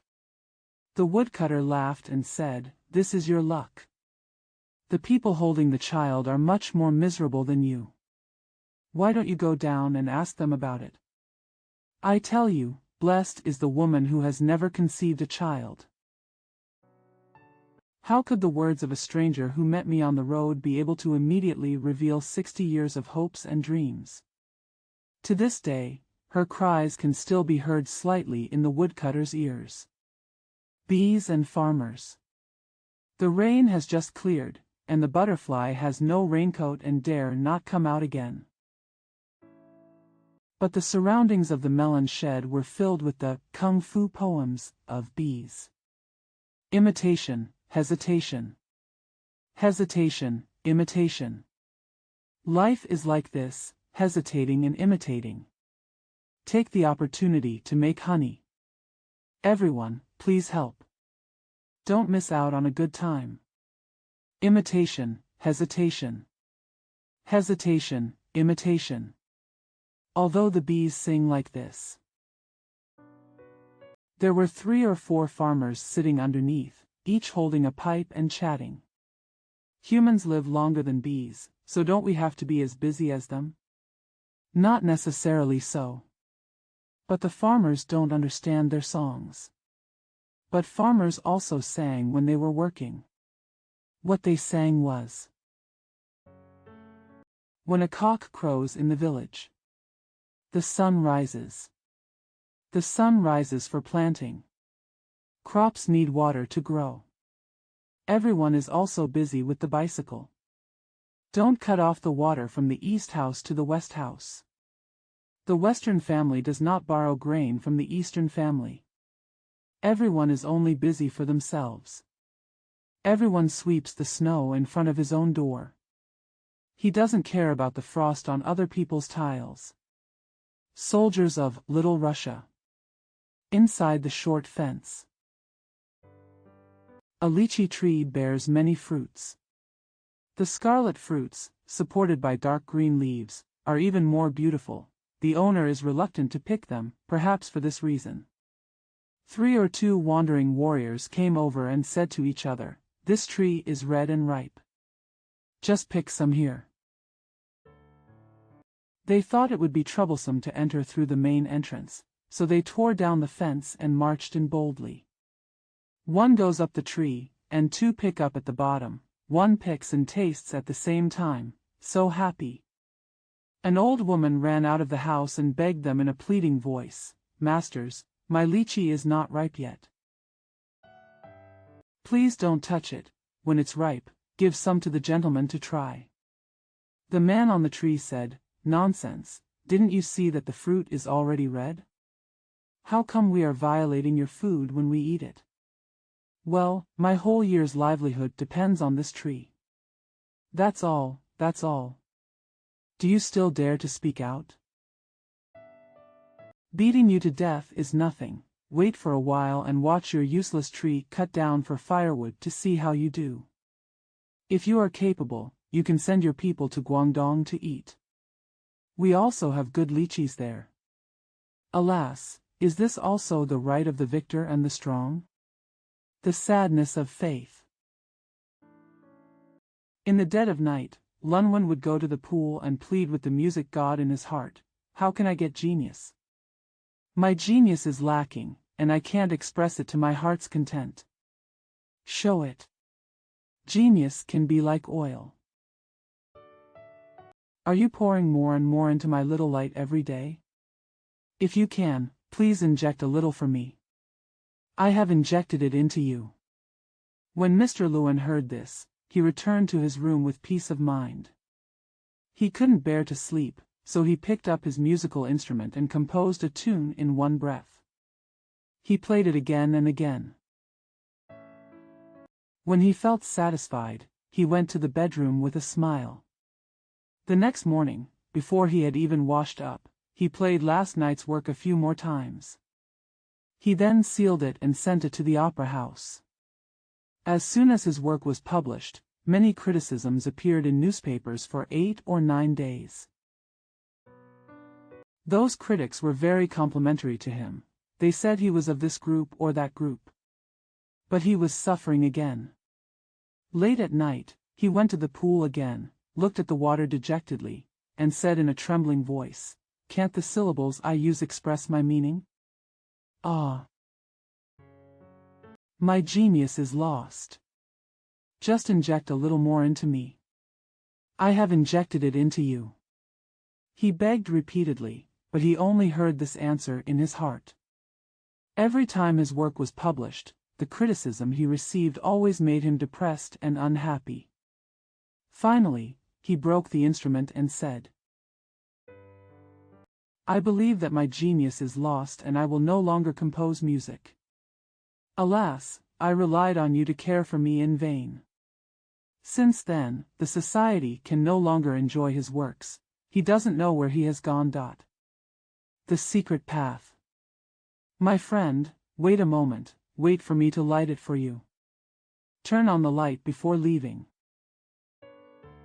When Wu Wei heard his friend say this, he laughed and said, Brother June, do you think of me as a woman?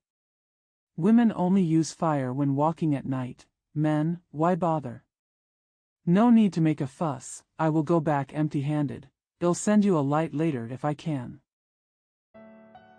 Wu Wei's village is separated from where Brother June lives by several mountains, and the road is very rugged.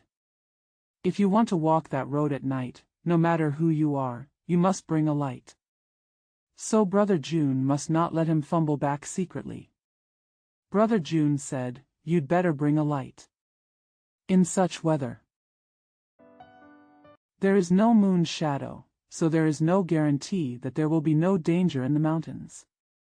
Wu Wei said, "If I think of danger, I won't be able to go back." "Then, how about you staying at my place tonight?" "No, I have to go back, because my father and wife are waiting for me over there." "You too stubborn. How can we get there without lights?" Brother June said, and handed him the lighted lamp earnestly. He still refused. He said, "If you insist on asking me to take the lamp away, then I will not dare to walk." "What? There is no light all over the mountain. If I walk with a lantern, it can only shine 3 or 2 steps away, and it will make all the insects in the mountain uneasy. What if you happen to encounter a long snake walking toward the fire? Besides, this little light can make the unreachable places appear more dangerous and frighten me more." Halfway through. Once the lights go out, it becomes even more difficult. It's better for me to walk empty-handed. Although it feels a little hindered at first, after a while, I can make out a little bit of everything in the dark." After he finished speaking, he went out. Brother June still held the lantern in his hand and watched him walk into the path in the dense forest. Then he shook his head and said, "There are such weird people in the world." As Wu Wei walked in the dark, he often heard the sounds of flying insects and wild beasts, but he was not afraid at all. In the vines, fireflies often fly out. Although the light is not big, it is enough, he himself said. This is something Brother June could not have imagined, and it is something he cannot light for me. That night he did not fall, nor did he encounter poisonous insects or beasts. He came to his home safely. The sea. My friend said, man's freedom and hope are completely lost as soon as he reaches the sea. Because we are too unscrupulous. There is no way to show our limited ability and will in this boundless wave. I said, we are floating here. Although we may not be very satisfied in front of us, what we will encounter later may be beyond our ability and will. So on a stormy sea. We can't say exactly where we want to go, we can only hold on to our lives and let the waves rock us. We are sitting in an unsatisfactory lifeboat. We watched the big ship that was destroyed halfway into the sea gradually sinking. My friend said, look, the boat that is going to take us to our destination is about to rest. Now in this vast sea of empty, we have no idea. Fortunately, the people on the same boat were very worried. Didn't pay attention to what he said. I shook his hand and said, friend, is this the time for you to talk? Aren't you going to help row the oars? Paddle? That's easy. But where to paddle? I said, in all the seas, we encounter such a situation. No one comes down with any ideas, and no one can take it off and hang around on it. Let's just row. Pear blossoms. They were still playing in the garden, ignoring the drizzle that penetrated their robes. The color of the pear blossoms by the pond was washed whiter by the rain. But the flowers were hanging lazily. My sister said, look, the flowers are so tired that they are about to fall asleep. Wait for me to shake them awake. Before the elder sister could speak, the younger sister's hand had already grabbed the branch and shook it a few times. The petals and water drops fell one after another, covering the ground with silver flakes, which was really fun. My sister said, it's so fun, the petals start to move as soon as they leave the branches. What activities? You see, the flowers' tears are all falling on me. When my sister said this, she pushed her sister with a bit of anger. She then said, I don't want to play with you anymore, just stay here by yourself. When the younger sister saw that her older sister was gone, she stood under the tree in trance. After a long pause, the old woman came over, held her hand, and said as she walked, look, your clothes are soaked. On rainy days, you have to change clothes several times a day. I will tell you where to find the sun for you. Where to dry it? Falling petals. Some were imprinted in the mud by their shoes, some stuck to their sister and were taken away by her, some floated on the surface of the pond and were taken into the water by the fish. Some were imprinted in the mud by their shoes, some stuck to their sister and were taken away by her, some floated on the surface of the pond and were taken into the water by the fish. The amur swallows kept picking up the fragments of the shoe prints and the soft mud in their mouths, and carried them between the beams to form their fragrant nests. Tun will come out of the east. When you live in the mountains, you always have to get up early, because sleeping half awake is anathema to all the friends in the mountains. When you get up at dawn, you can not only quietly watch the changes of colorful clouds and listen to the gentle singing of birds, sometimes you can also watch from the top of the mountain, the surface of the trees, the shadow of the stream. The village gives us a lot of unspeakable pleasure. We live in Shanyang. Once, when the first light of dawn broke, everyone was still asleep in bed, and in their ears they vaguely heard the singing of a group of boys and girls, singing. The people on the bed should wake up. Xiaoji frequently urges him 3 or 2 times. Don't you see? Tun will come out of the east. Has the faint light penetrated the trees in front of the village? The people on the bed should wake up. This is followed by another verse. Don't you see?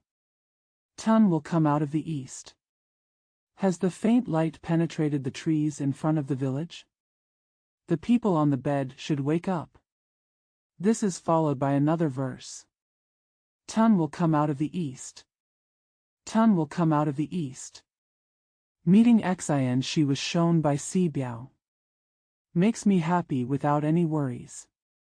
The singing continued, but unfortunately it was far away. Can't understand. Xiaoshu said to me, "Isn't this what you taught your children to sing in school 10 years ago? Why did you come here to sing it?" I said, "I am also surprised, because even I have forgotten this song." With all your anger, of course you will forget this song. I see that you are now praising darkness with a voice that praises light. I said, "No, no. How do you understand me? Originally, darkness was not enough to curse, and light was not worthy of praise. Light can't benefit you, and darkness can't harm you. What is the reason why you have different thoughts? If you want to praise, in the morning, you should praise the morning, in the day, you should praise the day, in the evening, you should praise the evening, in the long night, you should praise the long night, in the past, present, and future, at all times, you should praise the past, now. All times in the future.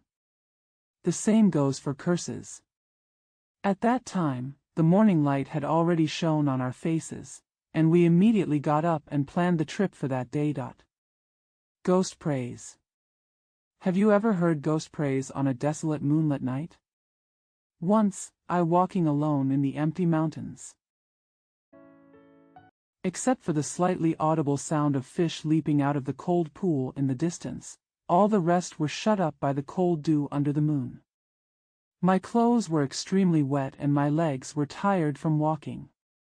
Just as he was about to return home, he passed by an area where the dead lived. I'm so exhausted. I just sat on an altar and took a few breaths.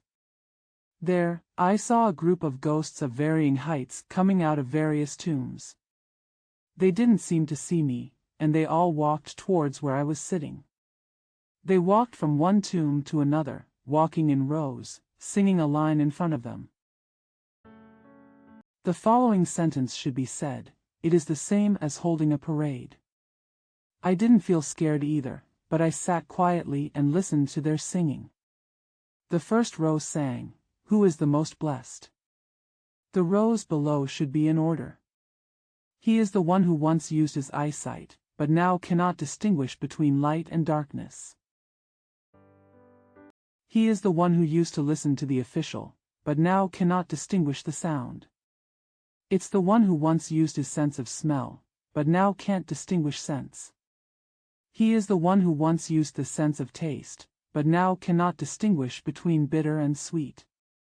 It's the one who used to touch his sense organs, but now he can't tell the difference between thick and thin, cold and warm. When each row is finished, everyone sings. Blessed is he who renounces all senses. Blessed are our skeletons. The ghosts in the first row sang again, "Our skeletons deserve praise. We want to praise our skeletons." After the leader finished singing, everyone went down one by one. "We praise you. Because when you cry, no more tears will be shed. We praise you because when you are angry, you no longer give out a breath of urgency. We praise you because you no longer frown when you are sad. We praise you because when you smile, no more lips covering your teeth. We praise you because when you hear praise, no blood trembles in your veins. We praise you because you are not willing to be played by time. The whole body sang again, blessed are those who renounce all senses. Blessed are our skeletons. They raised their hands and sang together. Human, when you are in this life or the next life, if you have tears, you must shed as much as you can. If you have voices, you must sing as much as you can. If you have pains, you must taste as much as possible. If you have feelings, you must give as much as you can. Take as much as you can when you want. Accomplish as much as you can when you have something. When you are tired and when you rest, you will be blessed. After they finished reciting this paragraph, they dispersed. Suddenly, the sleepy clouds in the mountains pressed down, and the hills in the distance were buried. I almost lost my way. Fortunately, there were intermittent sounds of fish jumping out of the water from the cold pool, which helped me somewhat recognize my way back. The mother of all things. In this chaotic village, among the abandoned houses and broken fences, only a few scattered wisps of cooking smoke rise every day. One can imagine the sparse population. No matter which village you enter, what do you like to meet the most? Are the village children jumping around in the streets or gardens, whether they are walking in front of you, or following you and imitating your actions? If there were no children in the village, it would not be a village. In this chaotic village, not only do you not have children, but someone is asking you for children. There lived a widow who was less than 30 years old. When she saw someone coming, she asked, "You kind-hearted person, please tell the boss, give me back my son." The man wearing tiger-striped clothes. The one wearing the tiger hat is my son. It has been many years since her son was killed by rebel soldiers. She will never forget, when the boss pulled out the ruthless sword, the poor boy in tiger stripes still waved with both hands, asking her to hug him. When she was about to run to pick her up, her spirit was paralyzed by the dusk glow and she fell into a deep sleep. Alas, wouldn't the worst thing that could happen be that someone would snatch the only son from a widow's arms and kill him in front of her? You want her to completely hide this matter in the treasure chest of her memory after she wakes up, so to speak. It's harder than cutting mustard seeds to hide Sumru. There were many bits and pieces arranged in her house, including the little plaything that her son had played with at that time. At dusk, she would hold various things in her arms and say, "My son, how could your mother not save you and protect you? You are in my arms now. Don't say anything, and wait until someone comes and takes you away again." But as soon as dusk passed, she immediately woke up and knew that the person she was holding was not her son. That day, she came out again to find her fate. The light of the moon blinded her,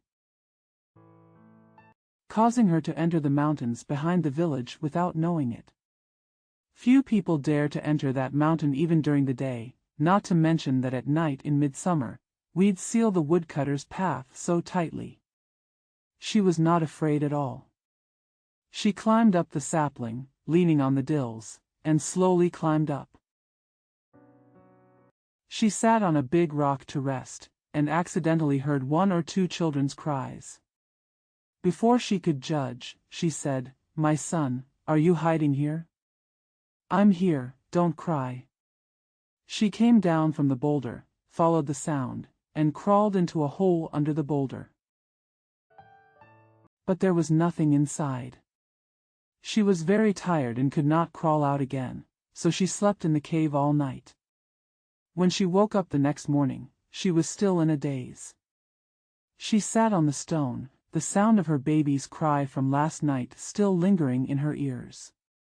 Of course this would move her heart even more.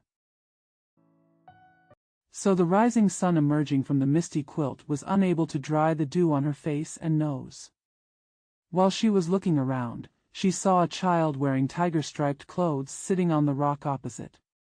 But she was wrong. Sitting over there is a tiger. Its sound coming from over there is very much like a child's cry. She immediately left the place where she was sitting. No matter how deep the valley between them was, she continued to climb towards it. Unfortunately, the dew had not dried yet, and everything she was attached to was slippery. If she missed it, she would slip to the bottom of the valley. She fainted for a long time before she woke up. Minor injuries are inevitable, but I can still move around. As she crawled, she saw a small skeleton exposed next to her. My son, weren't you still crying on the mountain just now? Why did your mother come a little later and you became like this? She hugged the skeleton and said, Oh, my poor child, how can I heal you? Despite the misery, this was her first comfort since she lost her child. From morning until dusk, she sat there, not only not feeling hungry, but also not even drinking water. A few odd points. Already hanging in the sky, the day passed in her comfort. She suddenly remembered the myths she had been told when she was a child, so she stood up and said, My son, I will carry you to the top of the mountain. I will first pick 2 stars for you and embed them in your eyes to teach you how to see. Then I will find you similar skin and flesh to supplement your body. But don't cry anymore, or others may hear you and take you away again. Dear aunt, respectful aunt. The people looking for her shouted like this several times in the mountains, but it had no effect at all. Maybe she was eaten by the tiger. No. Wrong. The tiger that ran down to catch the calf in Brother Yun's pen the night before was killed. If that thing eats Jingu, I will never go down the mountain to die again. Let's look a little deeper. Alas, their efforts were in vain. Even if they find her. If she hasn't grasped the stars in her hands, how can she feel at peace and be willing to follow them back? Spring forest fields. Surrounded by thousands of mountains, the spring light leaks even more late. The peach blossoms there are still in bloom, wandering thin clouds fly from one peak to another, sometimes stopping for a while. The purpose is to block the sun and teach the flowers and plants on the ground to avoid the threat of light and flame in its shade. The shade under the rocks and beside the mountain stream are covered with ferns and other ferns. Small grass flowers of red, yellow, blue, and purple are dotted on the green grass. The skylark in the sky, the oriole in the forest. All raise their tongues. The breeze squeezes their voices together and distributes them to various creatures with and without ears in the mountains. Tao Hua was fascinated by what she heard, and couldn't help but shed a few pink tears, one by one on the ground. Zayakawawa was very drunk after hearing this. He fell down and rose up at the same time according to the beat of the sound, and there was no time to calm down. A group of children in the forest were picking up fallen petals from peach blossoms. As they picked it up, Ching'er suddenly shouted, Hey, Yong Yong is coming. The children stopped and looked forward to the end of the peach forest. Sure enough, Yong Yong was also picking flowers there. Ching'er said, We are going to try Adong's skills today. If he can do it, how about we all tie the petals into a string of necklaces around him and call him the eldest brother? Everyone agreed. Adong walked up to Yong Yong and said, We are waiting for you to come. Adong's left hand was wrapped around Yong Yong's neck, and he said as he walked, Today they are going to arrange a dowry for you and teach you to be my wife. Can you be my wife? Yong Yong looked at Adong hard, turned around and pushed him away with his hand. Don't let him put his hands on your neck again. The children were laughing so hard they couldn't hold it anymore. The children shouted, "We have seen Yong Yong push people with his hands. Atong wins. Yong Yong never refuses people. How could Atong know that just saying those words would make her take action?" Was it the rippling spring light that brought out his thoughts? Or is this the heart of heaven and earth? You see, the wandering thin clouds still fly from this peak to that peak. Listen, the song of the skylark and the oriole still fills the air and the woods. In this peach forest surrounded by thousands of mountains. Except for the group of noisy children, everything was blurred by the spring scenery. The old woman mending rags. She sat in front of the eaves, and the slightest strands of rain swayed down, mostly focusing on the wrinkles on her face. She paid no attention to it, even as she packed her basket. In her basket there were beautiful pieces of uncut silk and satin, as well as very crude hemp ends and cloth tails. She never paid attention to the raindrops fluttering on her head, face, and body. She only paid attention to the beautiful materials in the basket getting wet. Two little brothers came over there. Maybe they are coming back from school. The little brother called her the surgeon of clothes. Now that he saw her sitting in front of the eaves, he called her. She raised her head, looked at the two children and smiled. The wrinkles on his face were even more wrinkled. However, the pain of life can be squeezed out a lot, which further shows that she is an old woman who enjoys her life. The little brother said, "Doctor, you only use the materials in the basket on other people's clothes. Why don't you care about your own clothes? You see, the patch on your shoulder and neck is about to fall off again." The old woman touched her shoulder and neck, and sure enough she took off a small square cloth. She smiled and said to the little brother, "Your eyes are really shrewd. I didn't sew this piece with thread because I was busy getting it out in the morning. I only used glue to cover it for the time being, hoping to go back and make up for it in the evening. I didn't realize that the rain protection curtains had lifted it up for me. This is not a bad revelation. Since, as you said, I am a surgeon of clothes, I am not afraid of my clothes getting sick." She was still arranging the pieces of silk and satin in the basket, ignoring the raindrops falling on her body. My brother said, "I see that there are many uncut documents in my father's manual. He is just like you. He flips it over from time to time." The younger brother interjected, "He is also a different kind of surgeon." The old woman cast her eyes on them and said, "Brothers, you are right. Your father cherishes the scraps of documents in the booklet as much as I cherish the scraps of silk and satin in the basket. He has the kindness to make do with many places, etc. when needed. Just connect them and create a new understanding. The difference is that he used his mind, while I only used my fingers. You tell him to do." At this point, my father came out and asked the reason, then nodded and said, "Old woman, your words are very pertinent. What we did was just like you, searching here and there for nothing more than some silk ends and cloth tails, which are only suitable for mending a torn jacket." After my father finished speaking, he went down the stone steps to go to the vineyard in the light rain to see if his grapes had sprouted.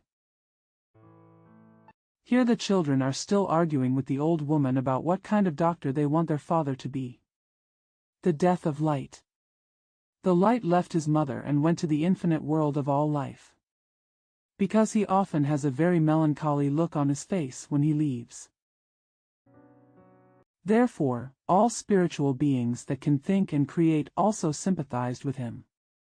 When they saw him, they lowered their heads and allowed him to pass by, or even avoided him with tears in their eyes. Light was even more depressed because of this. The farther he went, the less strength he got. At last he lay down. Where he lay, In this land. Several smart astronomers beside him said to each other, the light of the sun is almost useless, because the period of his death from cold is getting closer and closer every day. Guang lowered his head and whispered, "Oh, all the great wise men. Why are you so worried about my mother and me? Don't you understand that I am here to benefit you? You have never done in my presence what I have done for you. You didn't accept me, and you didn't. His mother is far away." Seeing him lying there sighing, he told him to go back and said, "My life, my beloved, go back. I let you leave me freely day by day for the benefit of all living beings. They will not accept it. Why don't you come back?" Guang replied, "Mother, I can't go back. Because I have traveled all over the world and met all spiritual beings that can think and create, but I still haven't been able to say a word to you in return. Not only that, there are people here who are cursing us. How can I have the face to go back? I will rest here." When his mother heard this, a gloomy color appeared on her face. He walked slowly from the ground to the seaside, immersing himself in the water inch by inch with his body and power. My mother also fainted. Hair. The avenue in the village was suddenly dotted with many beautiful leaves today, all the way to the edge of the malon forest outside the village. The people in the village, men and women, were all neatly dressed, as if they were holding some big festival. But there are no important festivals in June. There's no need to be so fussy about a wedding, what's the point of it?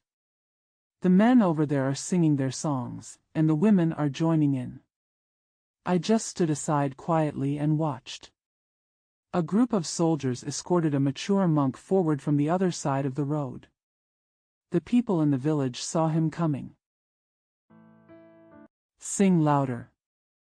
The women all wore their hair down, vying to kneel beside the road and spread their hair in the road. From a distance, it looked like a whole black horse spread out there. The monk walked calmly through the hair of the women. The men behind him all shouted. The praiseworthy peacock flag. Their shouting reminded me. Isn't this the day when Master Meng, who advocated self-government, was imprisoned? I guessed this in my mind. I turned to the west side of the fence when he was far away from the main road in the village. I just turned to the west side of the fence. One turn.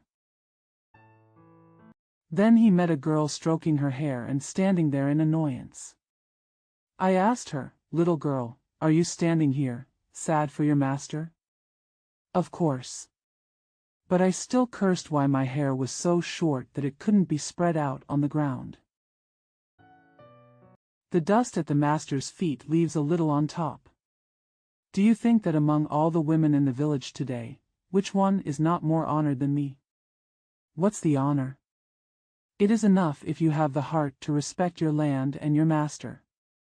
Hey! The respect that is hidden in your heart is not enough.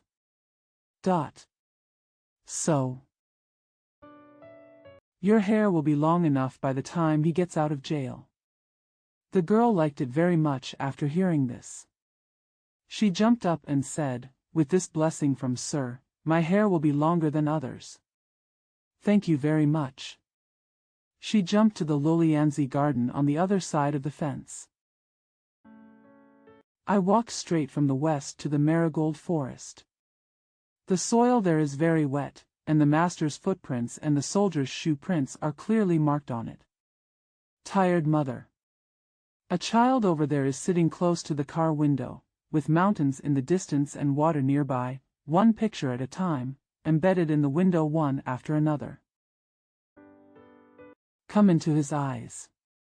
He was drawing with his hands and singing some wordless songs in his mouth. Next to him sat a middle-aged woman, leaning her head and dozing off. The child turned around, shook her a few times, and said, "Mom, look, the mountain outside looks like the one in front of my house." The mother raised her head and opened her eyes slightly. Without making a sound, she fell asleep again. After a while, the child shook her again and said, "Mom, don't sleep. You may be sick from sleep. Just open your eyes and watch the myna and the cow fighting outside." Mother opened her eyes slightly. He lightly spanked the child. Without making a sound, he propped his head up and fell asleep again. The child puffed his cheeks and was very unhappy. But after a while, he started singing again. "Mom, listen to me singing," the child said to her and shook her a few more times. The mother said with a look of displeasure, "What are you making a fuss about? I have seen it all, heard it all, and know it all. Don't you know that I am very tired and don't allow me to take a break?" The child said, "We came out together. How come I am still energetic and you are tired? Are adults inferior to children? The car is still traveling between deep forests and flat areas." Except for the child and one or two passengers, few of the people in the car were sleeping as soundly as his mother. The terror of virginity. The deep courtyard is extremely quiet. Even though my footsteps are walking on the thin grass, I can still disturb the dragonflies lying in the green bushes. Every time I come to the court, either the sound of the pot being thrown or the vibrating of the 4 strings were heard. Today, even the light knocking sound of the iron horse on the window was gone. I thought in my heart that Xiaopa must be playing Go with others inside at this time, so I entered the house quietly and without making any noise. Wouldn't it be interesting to surprise the master and run and stand behind him, waiting for him to suddenly notice? But when I opened the curtain and went in, I didn't see Xiaopa. I only saw his sister sleeping on the desk. I didn't want to make any noise, so I crept out from where I was. Can't go far. The frightened dragonfly just looked at me with its 1,000 eyes made of jasper. As soon as he saw me coming, he flapped his mica wings and flew with a rustling sound. But what broke the silence was the sound of striding in the room. I knew in my heart that Xiaopa's girl was awake. When she saw a visitor in the courtyard, she wanted to avoid him, so she didn't dare to look back and let her go into the inner office safely. Fourth master, our grandpa invites you to come in and sit down." I heard Yusheng's voice, and turned around and said, "I have already gone in, my grandpa is not in the room." The master came out immediately. "Please come inside and wait." She opened the curtain and let me in. Sure enough, his sister is not here. As soon as the girl walked into the Yameni courtyard, a soft and laughing voice came to my ears and said, "There is no one waiting outside. Fortunately, he is the 4th master of Xia. If you are a stranger, how can you teach me how to move forward and retreat? No matter whether they are new or familiar, they are all friends, so what are you afraid of?" I recognized these were Yusheng's words in reply to her lady. How can a woman not be afraid of men and dare to socialize with them alone? Am I not a woman? You are not afraid. There is nothing. Then I realized that she had not fallen asleep, but she couldn't avoid it and pretended to be like that. I approached the table and saw an unpainted fan sitting on it. Just as I was about to sit down, Xiaopa came in. "Fourth, I'm not welcome. My roommate ran in and knew you were coming. How dare you? How dare? Please forgive me for my recklessness." I picked up the fan and asked, "Is this written by your sister?" Yes. She was just writing here. If there are any shortcomings in my writing skills, please give me some advice. I don't dare to give you any advice. In short, I picked up this fan and it has no owner. I want to take it back. I said this while waving my fan. This is not my thing, and it is none of my business. I asked her to come out and negotiate with you face to face. Xiaopa smiled and called to the other side of the curtain, Jiumei, the fourth child is going to take your fan. His sister came out. I hurriedly took a few steps forward, apologizing and saluting. I said, "Please forgive me for being abrupt." She didn't say anything, although she smiled. I continued, "My brother promised to give me this fan." Xiaopa rushed to say, "No. I only said that you can negotiate directly." She still smiled and remained silent. I said, "Please, Miss Ninth, please finish the painting. I can take him away immediately." But she remained silent. Her brother was impatient and urged her to say, "Whether it is allowed or not, just say it. What are you afraid of?" The girl glanced at him and said, "People are just so scared." She said to me, "This is nothing. If you want, I'll serve it another day." I quickly said, "That's enough, I don't want anything better. Since you promised, give me this one." So she still sat at the table, dyeing the fan with paintings. We all watched her writing. Xiaopa smiled and said to the girl, "I am not afraid of people now." Certainly." She smiled at her brother. After the sound came out, it was very quiet in the house and outside the court, and there was no sound of the iron horse knocking in front of the window. All that could be heard was the slight sound of the paintbrush stirring water in the brush wash, and the sound of colors running on the fan. I think. What am I thinking? There is a road to paradise in my heart, which was once walked by that woman. Now that woman is no longer there. This road is not only barren, but also occupied by weeds, idle flowers, thorn branches, and winding vines, making it impossible to find it. Got it. I have been thinking about this path for a long time. Not only was it driven for her, but if she wasn't here, wouldn't I be able to come and go alone? But weeds and flowers are so beautiful and sweet, how can I be willing to get rid of them? The thorny branches and winding vines are so rampant and spreading, and I don't have any equipment in my hand, how can I dare to mess with them? I want to wander on that road alone, but there is never a day when I can put it into practice. As time went by, I even forgot the direction of that road. I could only go to the bank of the small pond at the intersection every day and sit quietly, looking there and meditating on the road covered with grass and vines. A strong wind blew. The wild flowers are falling in disorder, and the golden fish in the pond are rushing to come up and chatter when good bait has arrived. What I was thinking also floated on the water and was fished into the mouth. It turned into foam and was spit out, and still floated back into the air. The fish still swims lively, the road refuses to open by itself. I can't even put aside what I'm thinking about. I stared intently at the goldfish swimming up and down. My memories also wandered up and down.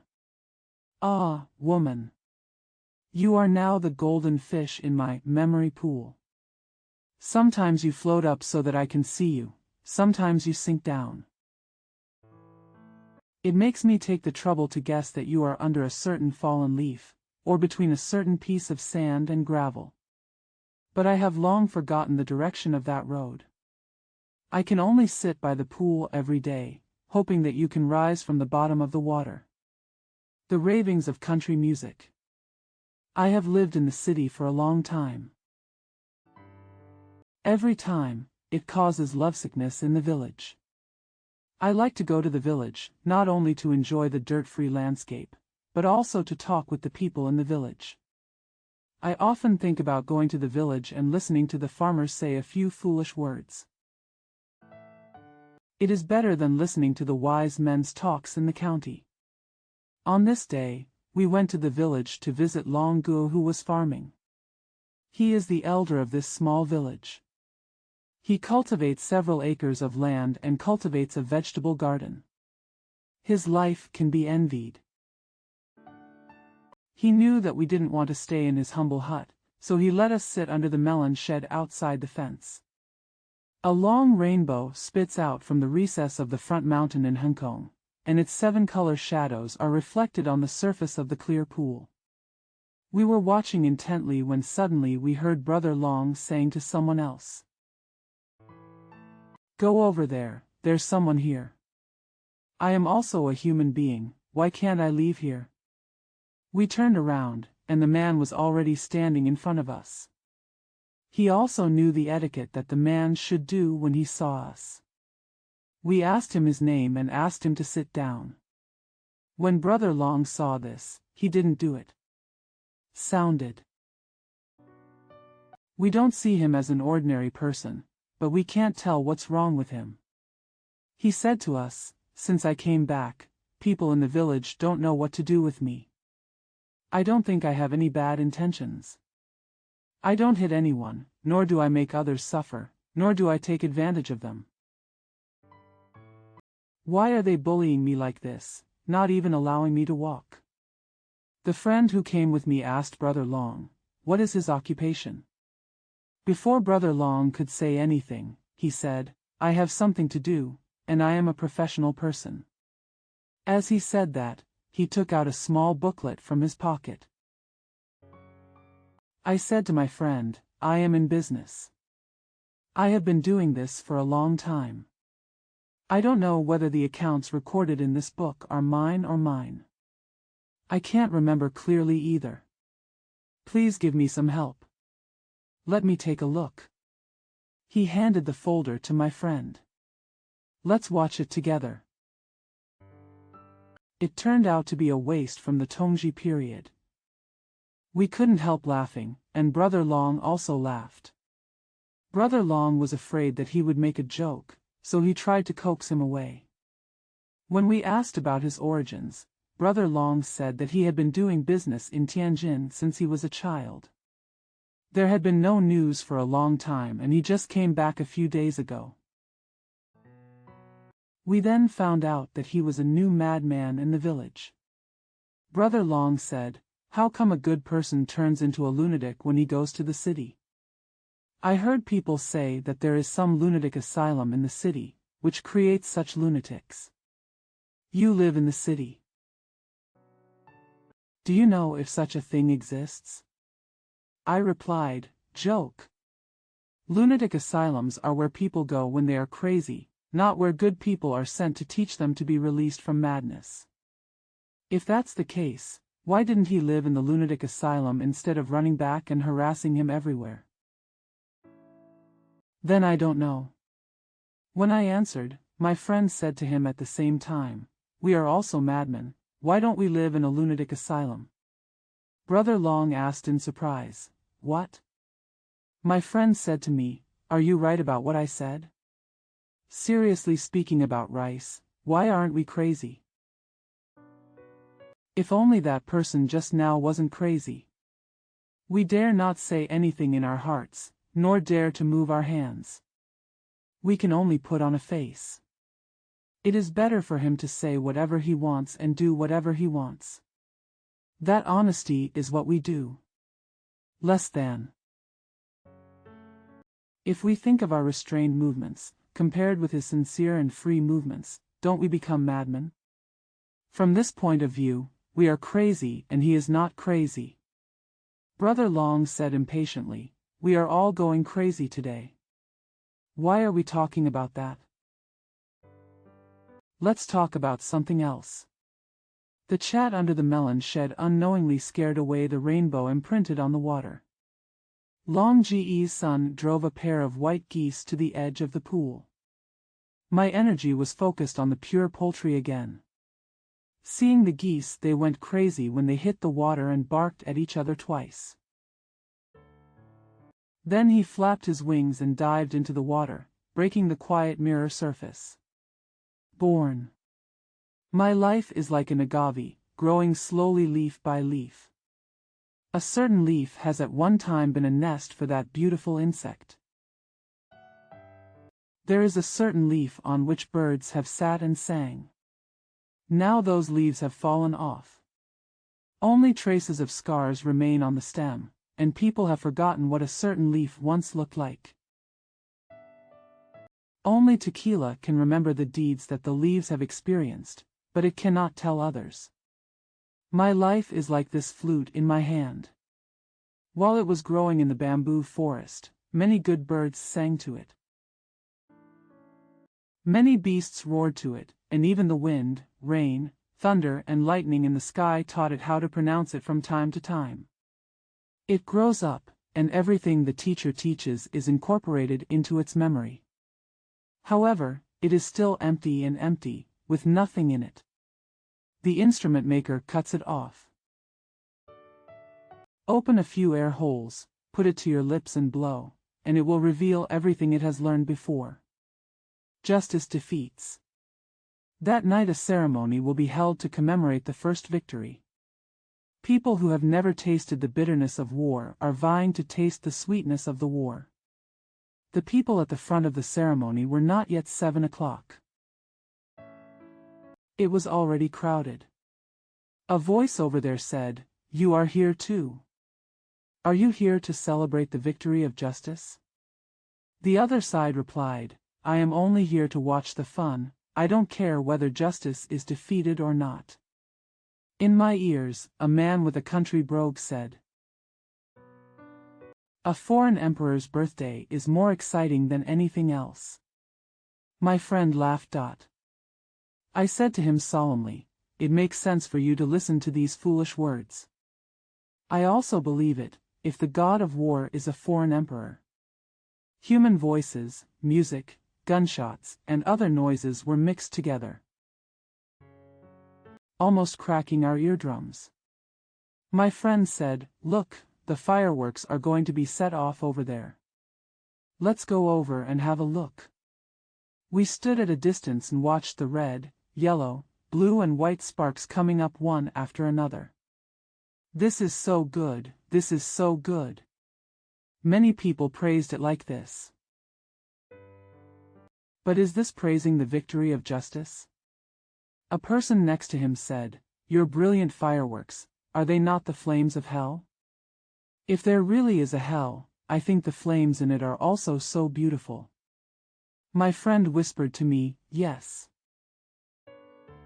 Don't these fireworks come from commemorating those who died in the war? We have not tasted the pain of death in battle, but we have seen the flames of hell revealed by death in battle." I said, "So we are not here tonight to take advantage of the excitement. It is to pay homage to those ignorant and pitiful victims. No matter how much we talk, the fireworks are still set off.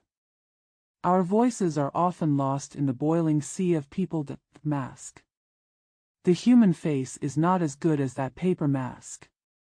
Look at that red, black, white, green, smiling.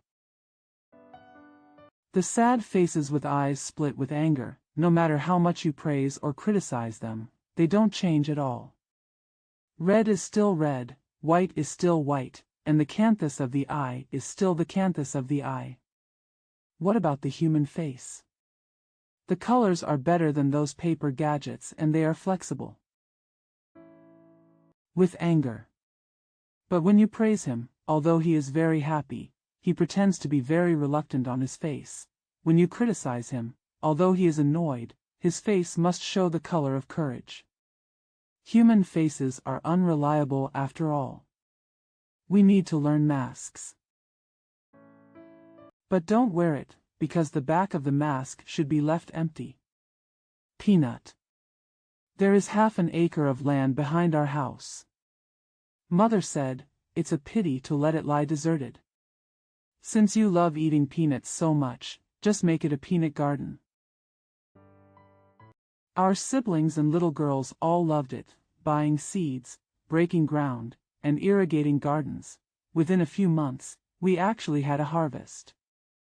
Mom said, "How about we have a harvest festival tonight and invite your dad to try our new peanuts?" We all agreed. Mother made peanuts into several kinds of food, and also ordered that the festival be held in the thatched pavilion in the garden. The weather was not very good that night, but Daddy came too, which was really rare. Dad said, "Do you like peanuts?" We all rushed to agree, "Love." Who can tell me the benefits of peanuts? My sister said, "The smell of peanuts is beautiful." My brother said, "Peanuts can be used to make oil." I said, "Anyone can buy it at a cheap price and eat it, everyone likes to eat it. That's the benefit of it." Dad said, "Peanuts certainly have many uses. But one thing is very valuable. This little bean is not like the beautiful apples, peaches, and pomegranates that hang their fruits on the branches. Their bright red and green colors make people feel envious at first sight. It just buries the fruit underground until it matures. Only then can someone dig it out. You happen to see a peanut tree growing on the ground. You can't tell immediately whether it has any fruit. You have to wait until you touch it." We all said, "Yes." My mother also nodded. My father continued, "So you have to be like a peanut, because it is useful, not something great and beautiful." I said, "Then, people should be useful people, not great and decent people." Dad said, "This is my hope for you." We talked about it until late at night. Although all the peanut food is gone, my father's words are still imprinted on my heart. Undeliverable mail, continued. To Liansheng. Occasionally, when I went out to the countryside and took a rest in a wild shop, I saw the green banyan leaves covered with yellow dust. There was a man sitting on the root of the tree, groaning. It may be that the common beggars are performing tricks that make people sympathize or make people hate them. I drank a cup or two of tea, and the sad voice was brought to me along with the snacks, and I couldn't help but walk under the tree. I want to give that person something to eat. When I came to him, I was startled when I saw his face. "Liansheng, who do you think he is?" "I recognize him, and so do you. He is Master Ian from Shantao City, who is very good at playing sanxian. You remember that his family of 7 or 8 relied on the sound of his 10 fingers to make a living. Now he told me that one of his hands was left in the city that was being slain by thieves. His home was also destroyed by poisonous fire and malice. When he sees people, he only yells, 'Hands, hands, hands.' I can no longer sing any good songs." He said, "You can't get a flexible hand even if you beg. Living in vain is meaningless." I comforted him and said, "This is a solid evidence of thieves committing crimes. There are ways to live a disabled life, so be optimistic," he said. Even if the thief cuts off a pair of his feet, it is better than taking off one of his fingers. If you have perfect hands, you can still live a life without any shame. I used many words to encourage him, and finally said to him, "There is still a breath left, and the opportunity has not been lost." Holding up the sky with one arm, everything depends on man-made efforts. Singing out your experiences, no hand can move people more, making everyone raise their hands to drive away the ugly thieves for you. He pondered for a long time before nodding. I immediately helped him up. His face was frighteningly yellow and thin, except for the anger and sadness in his mood. Physical hunger, fatigue, and colds gathered upon him. We were sitting together in a small car, and although the wheels were turning slowly, black whirlwinds of dust were swirling behind the car. A silver plane passed overhead. Master Ian has developed a natural reflex for airplanes and crouches down whenever he hears the sound. Miao said it was his own, which made him feel at ease. When I returned to the city, I saw in the newspaper that the plane just now was specially designed to carry roast turkeys to the capital to deliver New Year's gifts to the ladies. What a valuable gift! They have to go through the battlefields filled with mutilated corpses and the ruined villages and towns before they can be placed safely in front of the pink and creamy ladies and their guests. I hope those roasted red turkeys will tell them what they have experienced. I hope they will say, "Our people are roasted and eaten by thieves in the same way." Answer Han Guang. You said you admire the slogan that has become popular recently, "Revolution by any means necessary." I dare not agree. Revolution is a great cause for the welfare of the nation now and in the future. It's not as simple as pouring a bucket of dirty water. We must take into account the fundamental conditions for national survival. In addition to economic life, we must also take care of cultural life. Even if you say that cultural life is not important in the process of revolution. Because revolution is to create a new and progressive culture for the nation, you have to do it more reasonably and economically. Revolution is originally a means to achieve the goal of innovation. To reach our destination, there is no single path for us to take. But some are rough roads, some are smooth roads, some are shortcuts, and some are long distances. You should make choices on these journeys. If you don't choose the right path, you are the stupidest revolutionary. Because you have chosen that rugged and far-reaching road. Haven't you wasted a lot of energy, time, and material resources in vain? Those who lead the revolution and engage in it should choose the means. He must hold on to the weapons of faith, integrity, courage, justice, and other spiritual weapons, and step on the road of mutual benefit in order to have a bright future. We must know that revolution is carried out regardless of the means. Sometimes the means alone can become the biggest obstacle to the future. What's more, counter-revolutionaries can destroy your work by any means. Therefore, revolution must choose superior, strong, and reasonable means. Revolution by unscrupulous means is causing chaos, not bringing benefits. Just agree with me. As I was writing this, I suddenly felt the air conditioning hit me, so I hurriedly opened the window and moved my seat closer to the fire. It was considered a hygienic method. I smiled. Yong wrote a letter saying that she was ugly and did not dare to appear on the stage. I have written back to her and said that not all the characters on the stage are beautiful, maybe they are all uglier than her. As long as you stay true to yourself when you're off the field, show your character when you're on the field, and paint in ink, what's the problem? To Hua Miao. Asking her son to join some kind of secret work. The children also worked very hard. He looked down upon those who did not work with him, saying they were living to die. Within a few months, the secret agency was discovered by the Japanese and several young comrades were killed. Fortunately, he was not arrested, but the work could no longer go on. He had no choice but to flee elsewhere. He no longer does that, so he should seek some useful knowledge, but he is so used to it that he doesn't feel the need for knowledge at all. His failure to ignore their secrets was caused by poor organization and poor communication and lack of knowledge. He often cites his mother as an example, saying that education will only make people more decadent and depressed. You think she is pitiful? Where is Rose? Asking for money all day long. No money, just dancing, no dancing, just, in short, judging from her behavior. She really doesn't look like a mother who encourages her son to do work to save the country.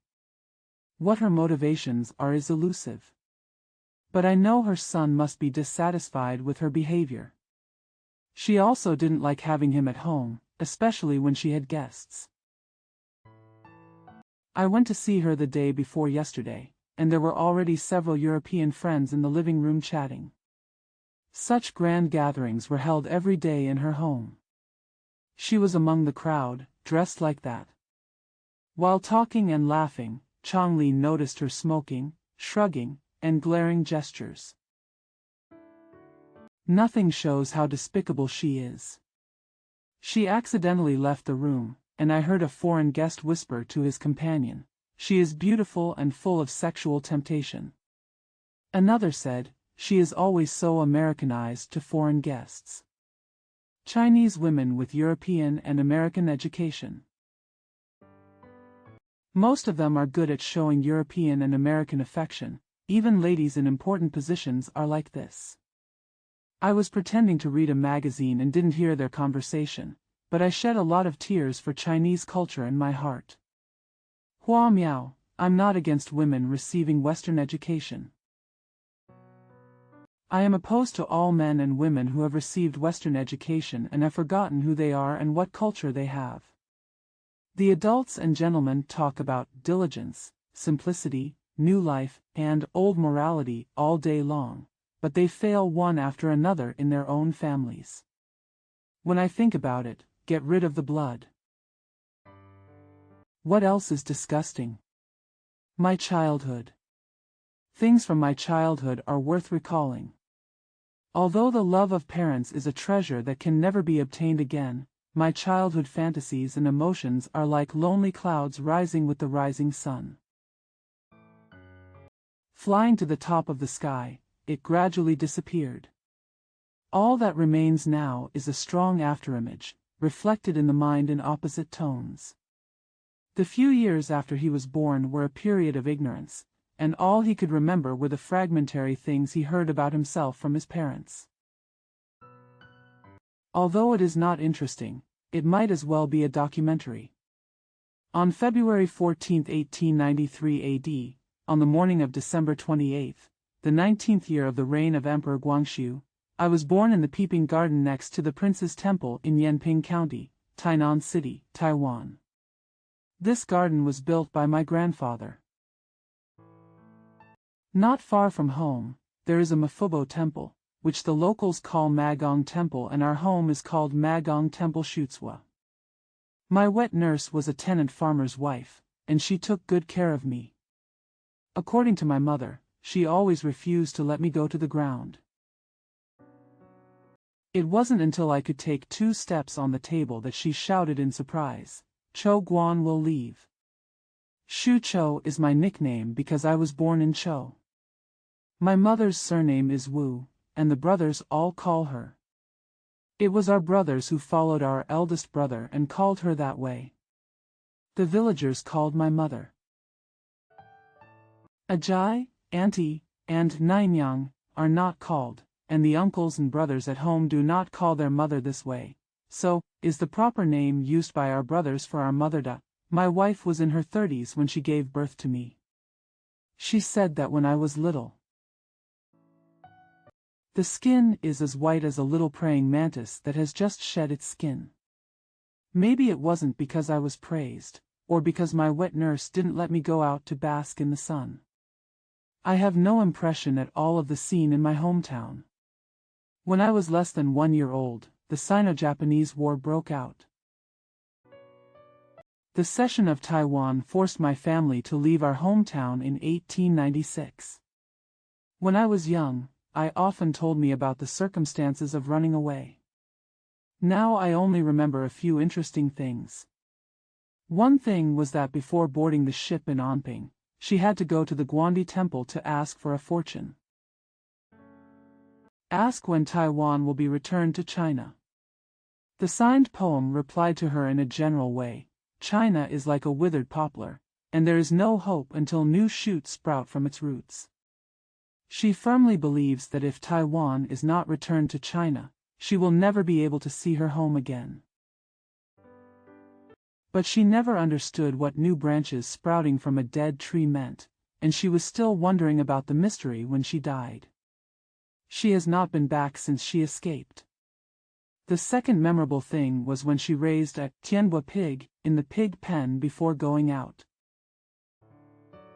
She went to see it outside the pen and said to it with tears, "Boar, you are not lucky enough to go to the altar of heaven. Goodbye." The pig also seemed to be crying, sniffing her with its nose like a broken lotus root.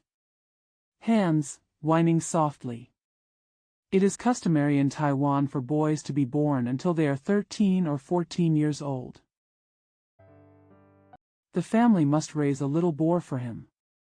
When he is 16 years old and on the first day of the lunar month, he will kill it to sacrifice to God, so he calls it the heavenly boar. The boar is raised by the housewife herself. For 3 or 4 years, it must not be made angry, startled, or sick. Food must be used well.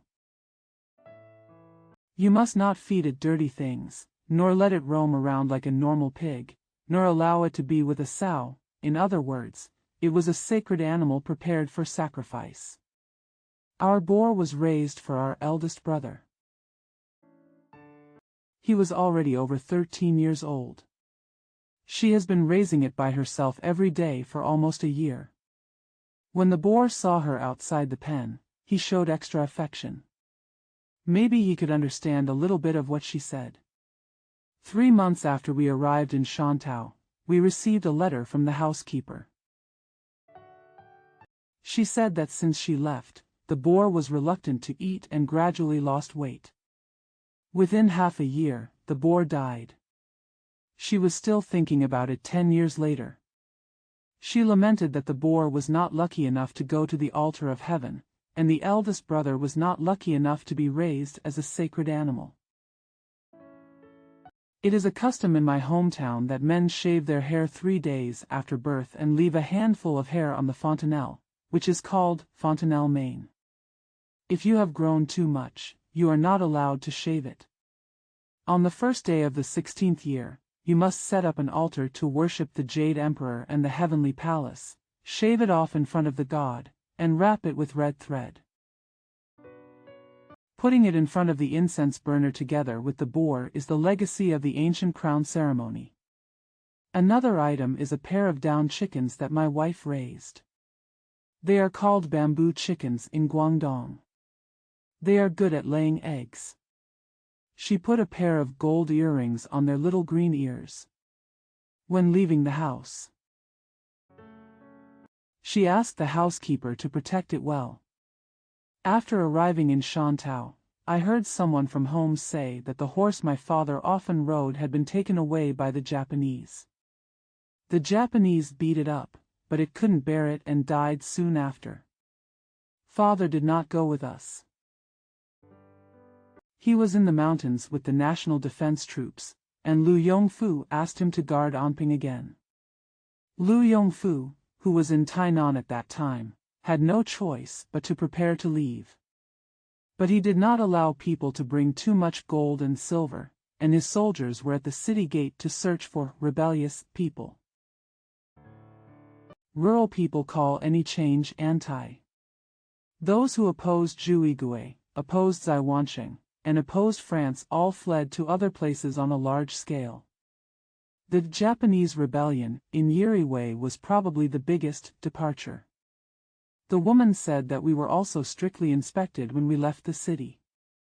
Because I left too hastily. I couldn't prepare any cash, so I only had a dozen strips of silver with me, which I had to cash in at my aunt's gold shop. When the whole family arrived at the city gate, it was already very crowded. Those who left the city that day included my uncle's family of 5, my aunt's family of 4, and I and our siblings, a family of 6. There are also cousin Yang's family, 7 or 8 of our brother's wet nurses and servants, a total of more than 20 people. First, he took an ox cart to his farm outside the south gate and spent the night. The next day, he left Anping and boarded a bamboo raft and boarded a steamer to Shantou. The woman said that I was only wearing a set of linen clothes at that time. Everyone in my family was wearing summer clothes, so it was very troublesome to make clothes for everyone soon after arriving in Shantou. I still vividly remember being carried along the street. Seeing the streets crowded with people was the first experience that stuck in my mind. Naturally, I didn't know what it was at the time. Although it was called 3 years old according to common calculations, it was actually only about 18 months old. Everything was very vague. My family originally immigrated to Taiwan from Zhejiang. Because it was so old, the lineage in the genealogy did not match up, and it was not possible to return to the clan for a while. My father's whereabouts have not yet been decided, so he is temporarily staying in the family's ancestral hall. The owners are Mr. Xu Zirong and Mr. Ziming.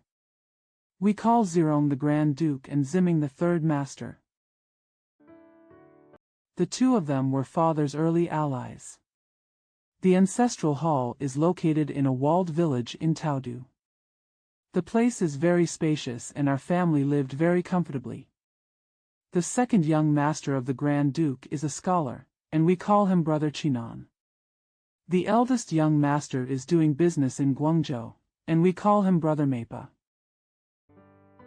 Brother Chinan lives on the right side of the ancestral hall, and we live on the left side. I live in a room with our brothers. Across the street is my fourth aunt and her children, and across the patio is my uncle's family. The eldest brother lives with his uncle's son Xinga in the room opposite his uncle's. There is a hall separated from each other. The uncle's concubines, Aunt Qing and Aunt Sun, lived in the left wing, cousin Yang lived in the outer wing, and the rest of the wet nurses and workers slept in bunks in the hall. This is like settling down a family in a small place. There is a stream in front of the ancestral hall. There is a large sugarcane garden next to the stream. We little brothers often run into the garden to play hide and seek, but the adults are afraid of snakes in it and often don't allow us to go. There was an orchard not far from the sugarcane garden, and I remember there were many grapefruit trees. When it comes to flowering, the bursts of fresh fragrance make people feel very happy. This smell seems to still remain. That was perhaps the first time I consciously wandered in the woods. Under the trees with the fragrance of flowers and the buzz of bees, I played with the dirt on the ground. I played for a long time before being called home. She doesn't like us to go outside the ancestral hall. She doesn't allow us to play by the water for fear of falling into the water. She doesn't allow us to go to the orchard for fear of spoiling other people's flowers and fruits. And she doesn't allow us to go to the sugarcane garden for fear of being bitten by a snake. The bridge that leads to the village and market not far from the ancestral hall cannot be led by someone. You are absolutely not allowed to go there. If you violate her orders, in addition to being beaten, you will be punished by banning the Buddha. The meaning of tying the Buddha comes from the way that the villagers tied the idol to the shrine to prevent it from falling over during the festival to welcome the gods. Shu Gung and I were tied the most often. There's hardly a day that doesn't go by for an entire afternoon. Oxford Bookworm. Oxford is really a country of scholars. My 2 years here were spent in the Bodleian Library, the India College, Arkgate House, Social Anthropology Lecture Room, and Mansfield College. Unexpectedly, the return date was approaching. Whenever my classmates call me a bookworm, Ding Shu always says with disdain that I quote scriptures in less than 3 sentences in every discussion, which is a real dead end. Lu Kai said, "You read all day long, and you will die if you read." It is true that bookworms are useless things, but if you read to death, you will die. It's what I enjoy. If my financial resources and career can allow me, I sincerely wish to be a bookworm in Oxford for the rest of my life. As a child, I decided to live as a bookworm. From the moment he started his career until now, he has not changed his mind in the past 25 years. But be a bookworm. It's not easy in today's world, and you need to meet 5 conditions. 5 things. First, good health. Second, a prosperous family. Third, a leisurely career. Fourth, weak ambition. Fifth, transcendence of wisdom. I have nothing from these 5 items.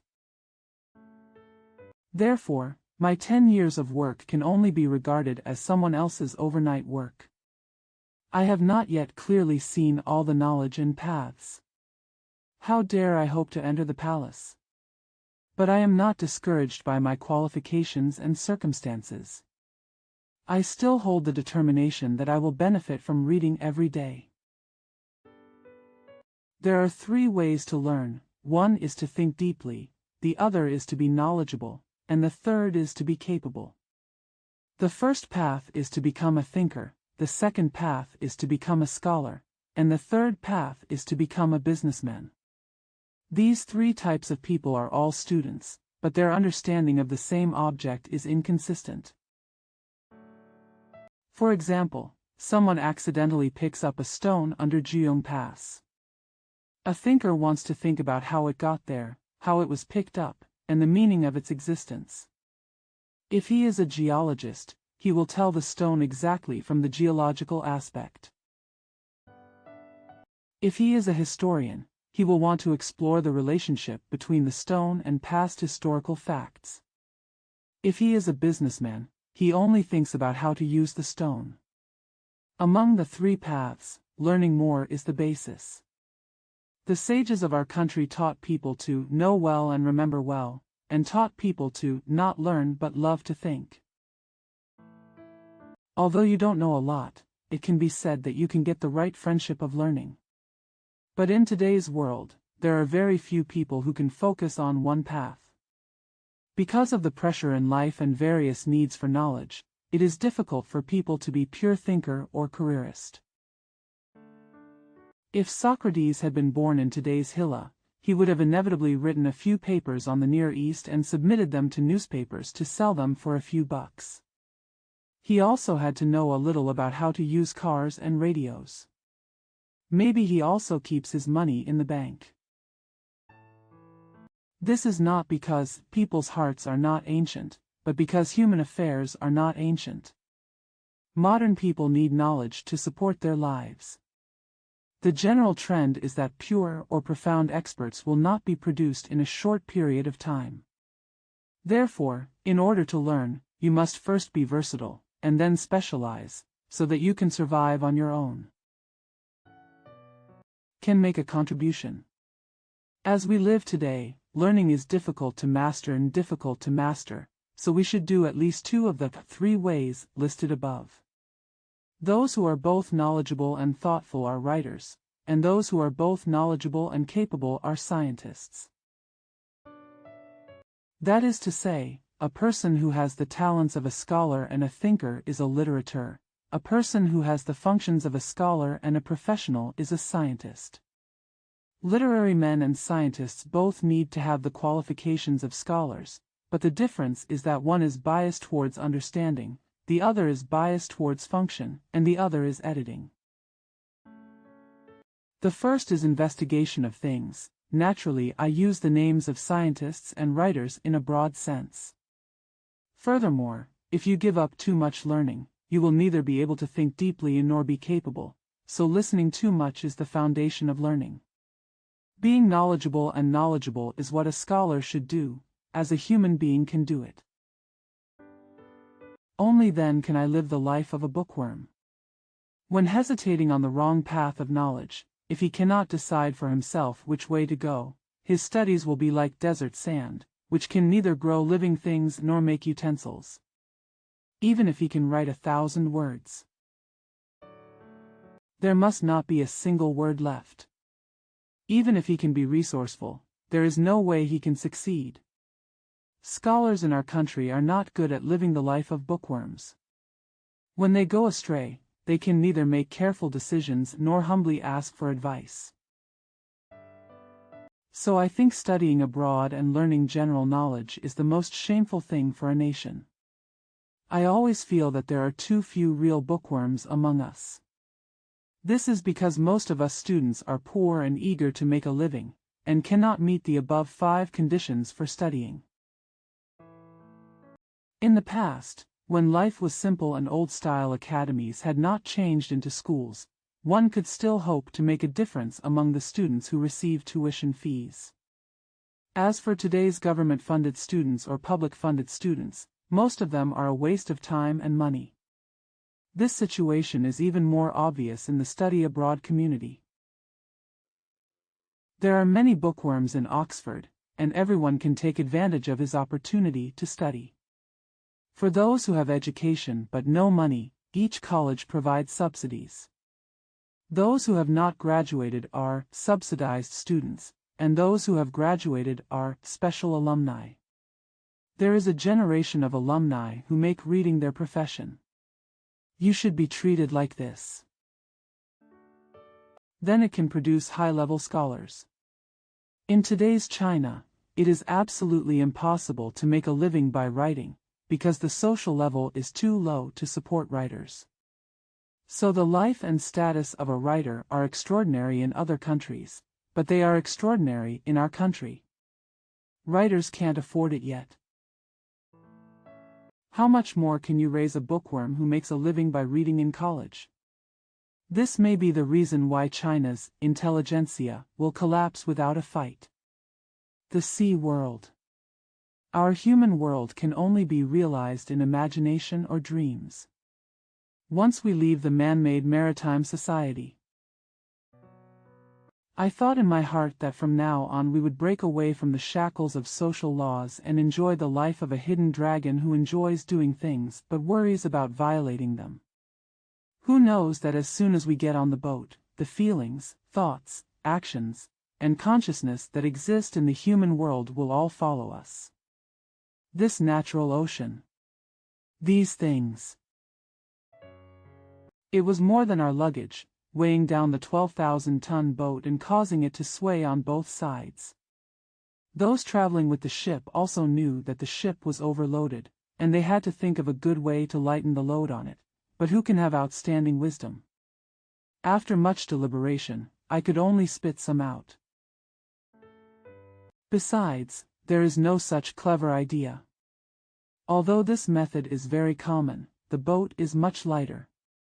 This ship was originally going to the New World, but the New World may not be the natural human world. During the water journey, I took off my clothes and jumped into the sea to learn how to swim like a big fish. It may not be natural. If you just sit there with your eyes closed, you can still feel a little bit at ease. The boat is far away from the land, and all the sparse trees in the distant mountains have turned into clouds. A steady stream of light smoke is released from the chimney, slowly extending back. In the homeland. I think someone caught the cigarette. Otherwise, some of us are so detached that we take Qin Yan home. Ah, his soul also flew away with the light smoke. The light smoke couldn't carry him and threw him down. A fallen person will even bully him. Shoot the bullet like water droplets on him one by one. He floated up and down with the waves several times, and was a little weak. He was about to sink. Fortunately, the ray took pity on him and unfolded his sail fin to rescue him. When you said, "You are too stupid, you are like ashes after the heat has burned out." How can I carry your flaming red feelings? I know there must be many sentimental people in your ship who are homesick. Team after team, we followed the boat, flew and swam, hoping to serve you. Unexpectedly, you clapped your hands, laughed at us, and drove us away. He said, "How can we understand your words?" People in the artificial human world can only understand artificial languages. When Ray shook the two short beards beside his mouth, pretending to be very mature, and said, "Who told you to distinguish between what is the artificial world and what is the natural world? It's just that you make the difference in your mind. We only have the difference between the sea world and the land world. You are used to experiencing the land world. As for the sea world, you can only understand it from your imagination. Do you think there are goddesses in the sea, with 5 senses and 6 senses just like yours? What kind of corals and pearls are worn, what kind of shark gauze and kelp are draped? In fact, these things are not rare treasures here. And when it comes to human form, it is no longer God. We have no gods, only this blue salt water is the source of our life. But the water from which our lives come is harmful to you. The sea water can take your life. If there is a God in the sea, you should worship the water without making other idols. He was dumbfounded. He held the raised sail fins with both hands and asked him to lead him to the sea world. When Ray smiled and said, "I clearly said that you can't live in the water, aren't you afraid of losing your life?" He said, "It's okay to go down for a while and think about it. I often think about the cleanliness, gentleness, elegance and other virtues of Poseidon. I also thought that there were many creatures and scenery in the garden under the sea that I had never seen before, and I wished someone would take me there for a tour. When you said, nothing, just salty and cold water, the beauty of the sea is that simple, cold and salty. You can see it at a glance. Why should I lead you? All beautiful things are so simple. How complicated and intense you want it to be, that's wrong. You can't stand the life in the sea world, so why don't I send you back to the ship?" The fish flapped its fins and left Bofu long ago. Fly to the side. He still couldn't bear to return to this truly man-made land world. He could only look at the horizon with longing eyes, not believing that the sea was what he had just heard. From his imagination, he tried to construct some scenes of the underwater world. His sea scenery really came true in his dream. The tide of love rises. Yuer's steps have already crossed the east wall of Ji's house. The child had been waiting in the courtyard for a long time.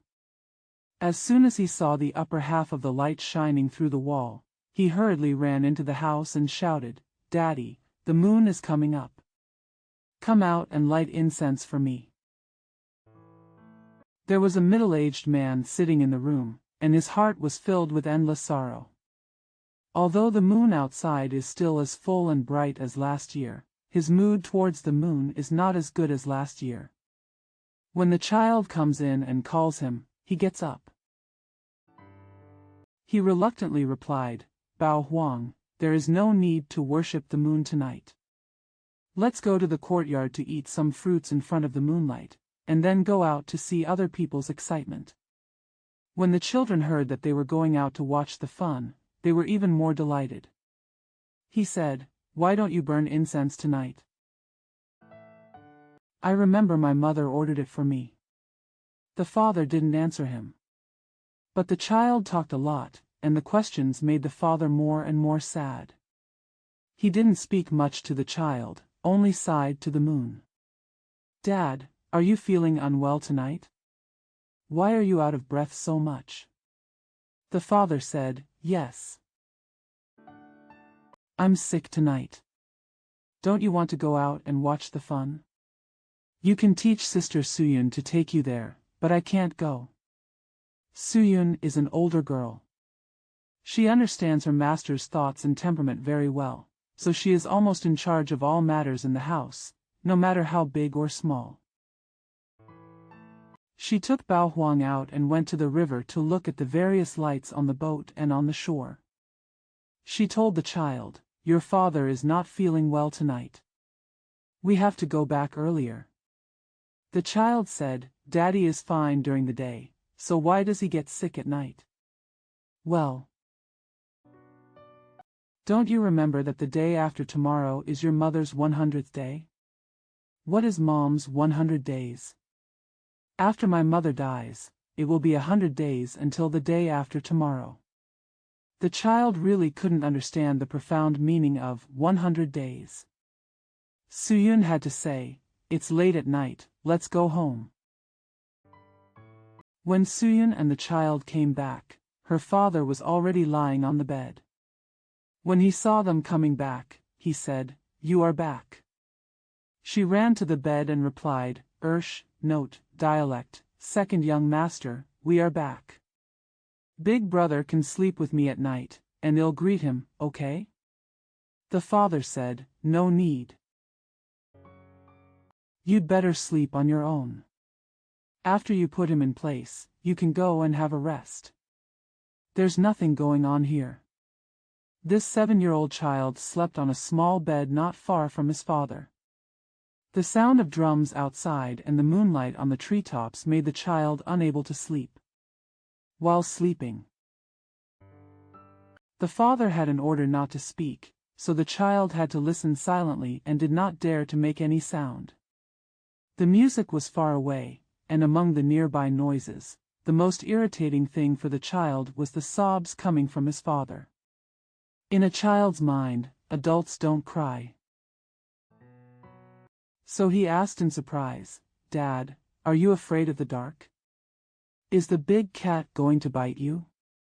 Why are you crying?" He said and got up because he was also afraid of the big cat. His father stopped him and said, "Dad is not feeling well tonight. There is nothing else to do. Don't get up. Hey, Daddy is obviously crying. Every time I cry, my father says that my voice sounds like the gurgling sound of water in the river. Now my father's voice is just like that. Yeah, Daddy, don't cry." How can Bao Huang sleep when his father cries? The child talked more and more, making his father's mood even more confusing. He could not use any words to deal with the child. He only said, "Huanger, didn't I tell you not to talk while sleeping? If you talk again, your father will stop loving you. Just sleep well." The child only said one more sentence, "Daddy is crying, how can I sleep?" After that, he became silent. The hypnotic song this night was the sound of my father's sobs. Soon, the child also snored slightly due to this sound, and there were only some noises in the room accompanied by the father's mourning. The lone star on the cape. As I walked closer to the side of the ship, I saw the waves in full bloom.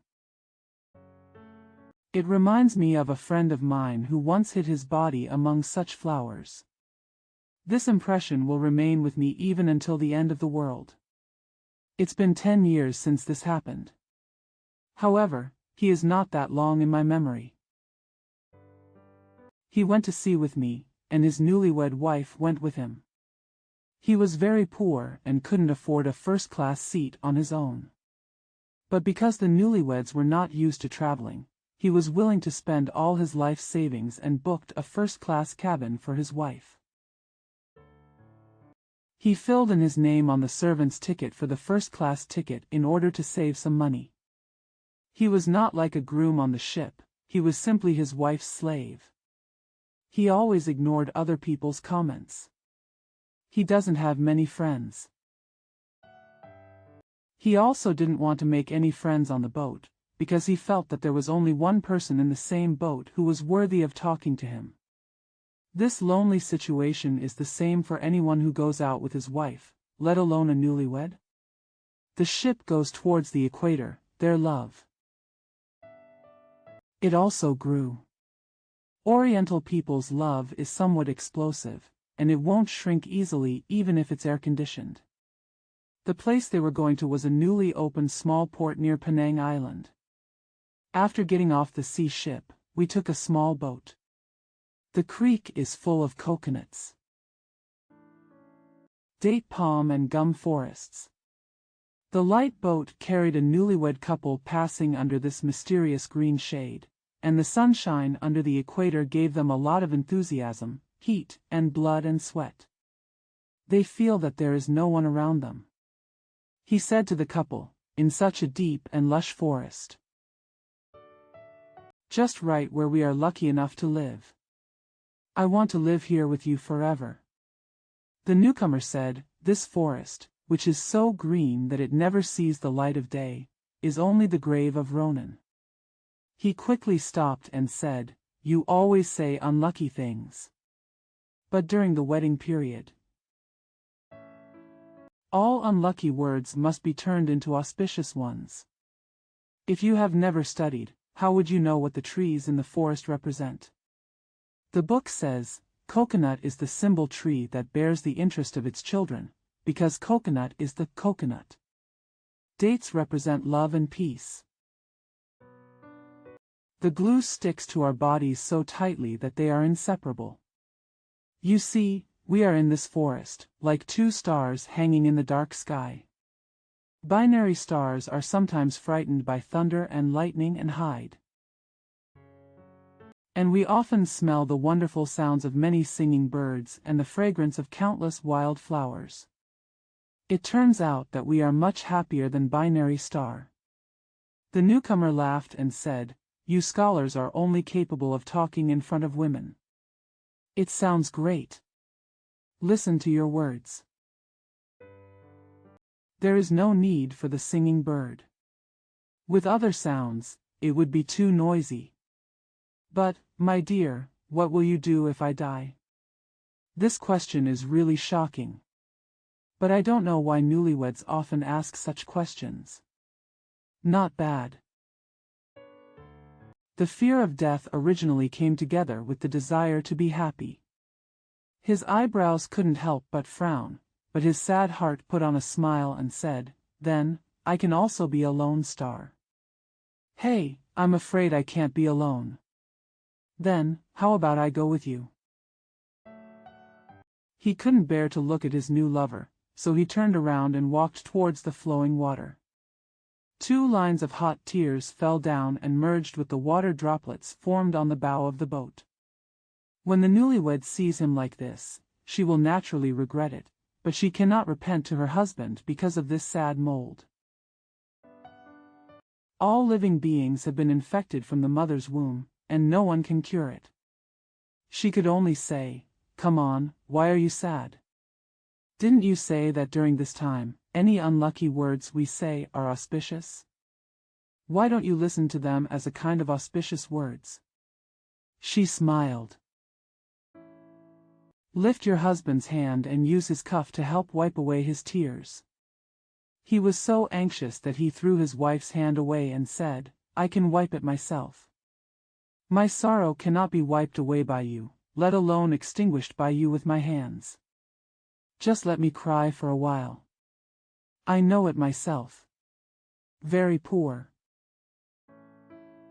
I won't be able to support you, so you." His wife was so busy that she covered his mouth and said, "You're here again. Who has such thoughts? If you want to cry, you are not allowed to continue talking." The relatively speechless new couple followed Lushui Bay in silence until they drove deep into the woods. Naturally, they must enjoy a peaceful life from now on. However, in that forest where mail is difficult to pass through, how do we know their situation? 3 years later, there is no news at all. I thought they had become strangers in the forest, so I gradually forgot about them. At this time, my journey was over and I bought a boat to return from Penang. In the second-class cabin, I met a very familiar passenger. I thought about it, but I couldn't remember his name. Fortunately, he still knew me. As soon as he saw me, he called me and said, "Luo Jun, I'm returning to the country with you on the same boat again. Do you remember me? I thought I was so sick that you would never remember who I was." He said I couldn't remember, but I remembered that I was surprised because he was really very ill. I saw that his wife was not around. There was only a babbling little baby lying on the bed. No need to ask, you can also conclude that it is his son. He actually told me the circumstances of his coming. He said, "She's been sick since we got there. The next year she gave birth to the girl and she got even sicker." Sigh. Luck can only come from your imagination. You see, she didn't come back with me, you know I am indeed a lone star now. Looking at his haggard and sick appearance, I really didn't dare to ask further questions, but he seemed to be very energetic and willing to tell me all the details. When he spoke, the children always did not allow him to speak freely. The motherless child was particularly prone to crying, and he had to comfort her. Therefore, I didn't want to disturb him, so I just said, "I'll come back and talk to you another day when you feel refreshed." After I finished speaking, I walked out. That night, passing through the Malay Strait, the ship shook violently. Many people on the ship were suffering from sea diseases. The next day, the waves calmed down. I saw the waiter in charge of the cabin hurriedly holding a sack and entering his cabin. After asking, I found out that he was dead. The waiter washed his body. Wrap it in a fine tablecloth, take some scrap iron and a few pieces of coal, put them into the bag together, and sew them up. His little daughter didn't know what was going on, so she just babbled one or two irrelevant words. She would call, "Daddy, I want you to hold me, I want that," and other simple words. At this time, people had no time to pay attention to her or tease her. She only talked about herself alone. As dusk arrives, preparations will be made for his funeral. The waiter took the sack to the side of the ship. I burned some regular script money and didn't know what I was saying. After reciting, pushed the sack into the water. At that time, the ship's propeller stopped for a while, and the rumbling sound was silent for a while. Everyone in the boat who knew about this stood and watched from a distance. Although they had no friendship with him, they could not help but respect him at that time. This is not respect that comes from friendship, it is very rare, but he actually accepted it. After his funeral at sea, many people talked about the history and circumstances of his life. I also went into the team to listen to what others said about him. Some people say how nice his wife is. How cute. His illness was entirely caused by grief over the death of his wife. According to his words, his wife was buried in the green bushes, but he was buried in the immeasurable jadeite rock. There was an Indian next to him, holding on to his big red beard, and said with a smile, "Women are the sprouts of sorrow." Who told him to be like this? If we want to avoid sorrow, we must first avoid the entanglement of women. We often sacrifice our little daughters to the god of the Sangha River. Firstly, we can receive divine favors. Secondly, we can prevent her from growing up and becoming a demon that makes people sad. I shook my head and said, "Only you Indians can do this. We are not willing to do this. It is true that women are the sprouts of sorrow, but we would rather sorrow come with her than do without her. We would rather she die after getting married. Even if she causes her husband to mourn even to the point of death, it is still good. You must know that the sorrow of losing a wife is a most sacred sorrow." It was sunset, and the blue sky was mostly painted gray-white by thin evening clouds. One or two stars were vaguely exposed among the clouds. Venus rises from the eastern edge of the sea, shooting out its brilliance from the thin clouds. The little girl was as usual, not understanding what was sad. She just hugged the leg of a customer, pointed her soft little fingers at the Venus in the sky, and said, "Star. I want that." Her smiling face was completely different from that of an orphan. Shangjingshan. No matter what season it is, the most suitable time to climb Jingshan is early in the morning or after 3 o'clock in the afternoon. On a sunny day, you can see into the haze. On a rainy day, you can admire the length of the rain feet and the rapid shooting of lightning. On a snowy day, it can make people taste the taste of the colorless world. Sitting on the Wanshan Pavilion, I looked intently at the road behind the north gate. The road used to be in front of the gate, but now the road is behind the gate. It was full of pedestrians, cars and horses, and the catalpa trees on the roadside had lost their leaves. Yes, it's already the beginning of winter. The weather is a bit strange this year, and it hasn't frozen yet. Thank you to the owner of Jiha for removing all the remaining stems so that we can see the water of the moat outside the forbidden city still shining. The Shenwu gate is tightly closed. The most annoying thing is the very long flagpole in front of the building. It insults the solemnity of the entire building. Can't we plant a pair of them on both sides of the gatehouse? There are always people walking on the forbidden city, probably all foreign travelers. The palaces are arranged very neatly one after another. How can a nation be so undisciplined? How could he build such a neat palace? I thought this to a piece of yellow tile. No, it would be a bit too much to say that there is no discipline. We can say that this nation has forgotten the old discipline and is looking for a new one. If you can't find a new one, it will eventually come back. Beijing House. The Royal Palace is also included, and the main buildings face south. No one has ever forced the builders to do this, saying they must build it this way. But discipline was observed without saying anything because of the interests. The summer is filled with the soothing wind, and the winter is followed by lovely warm days. As long as you abide by the rules of building a house, this benefit will come naturally without fighting. So we have to ask, are there such smoky winds and warm days in our political society? It was the bandit's teacher who first wrote the inscription in large characters on the cliff. I looked at the big characters on Shenwu's sect and thought about Li Si. The emperor is also a kind of robber, an idiot robber. He robbed the world and imprisoned himself in the palace.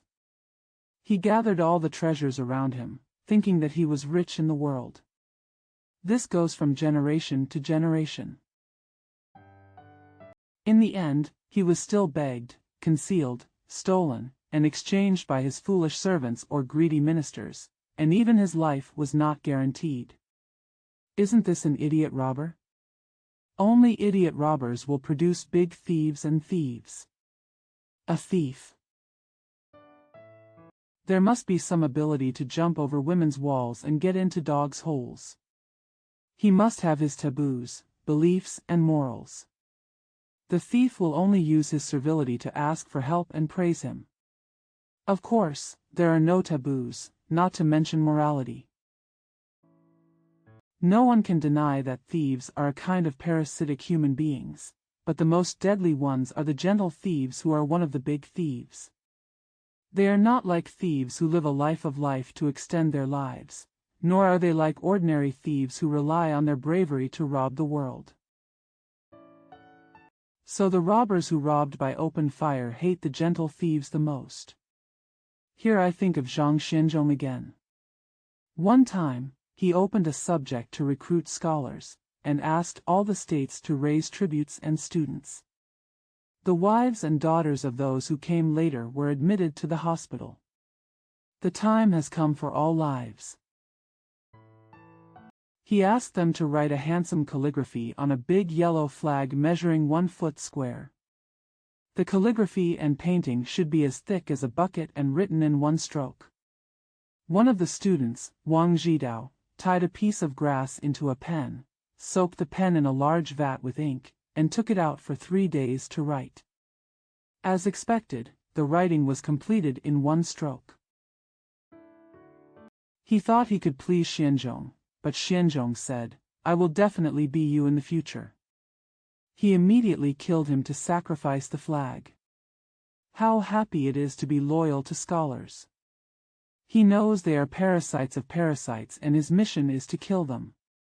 In the sky of East City and West City. From time to time I saw a group of pigeons flying around. Apart from playing mahjong, visiting brothels, and going to restaurants, this is also a kind of classical entertainment. This kind of entertainment is also more mass-oriented.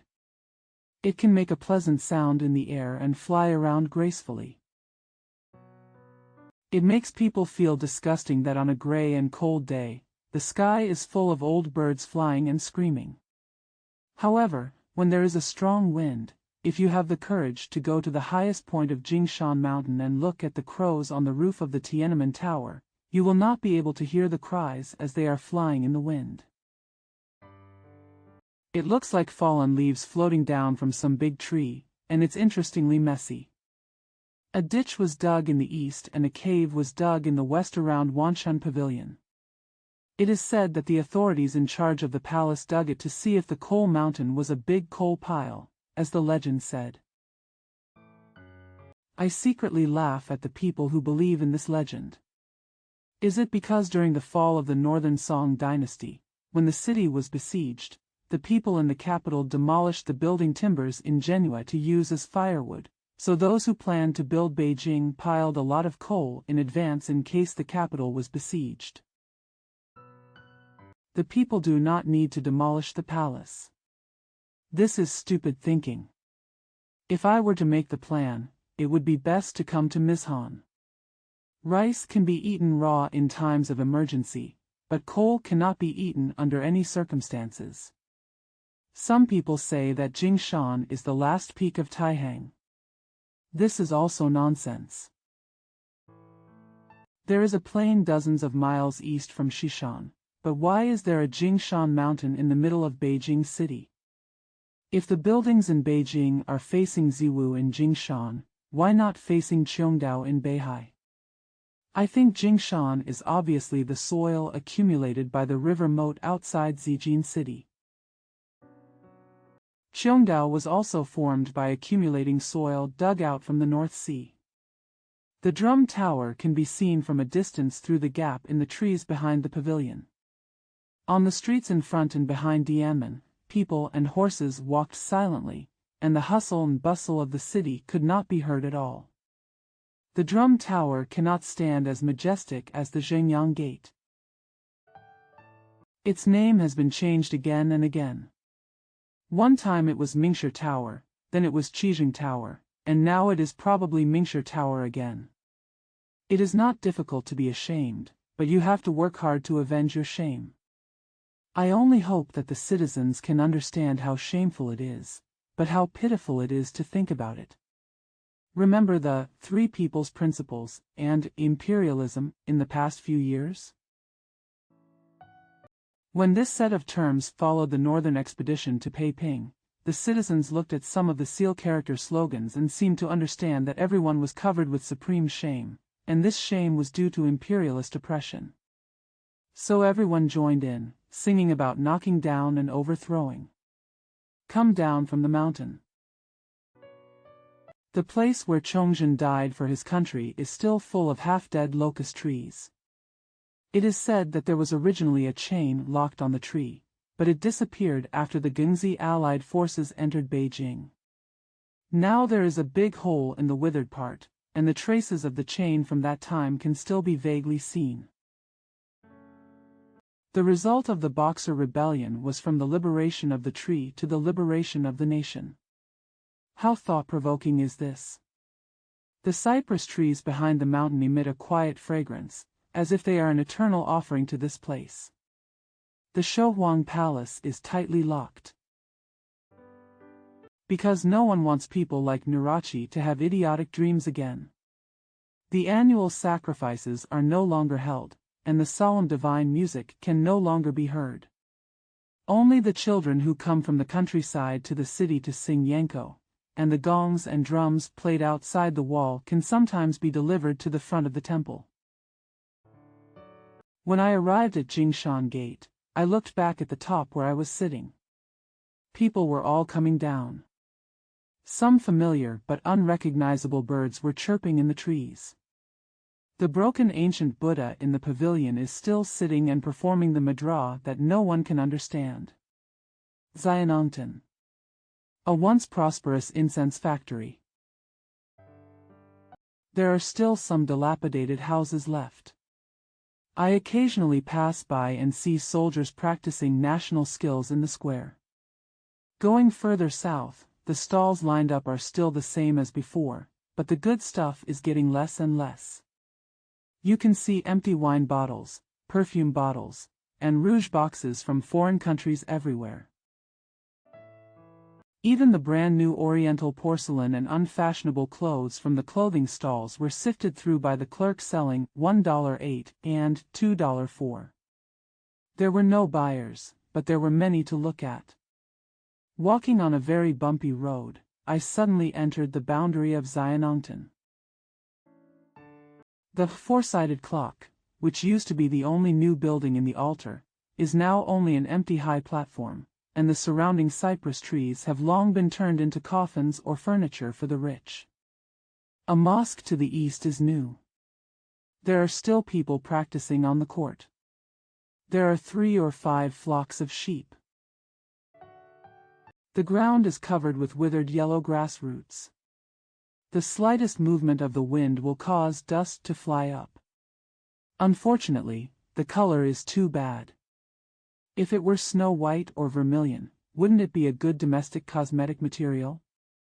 Go to the north gate of the altar and buy a ticket as usual. The ancient cypresses remain the same and the tea houses are all empty. The soldiers lived in the main hall. The beautiful doors and windows were all dismantled and used for firewood.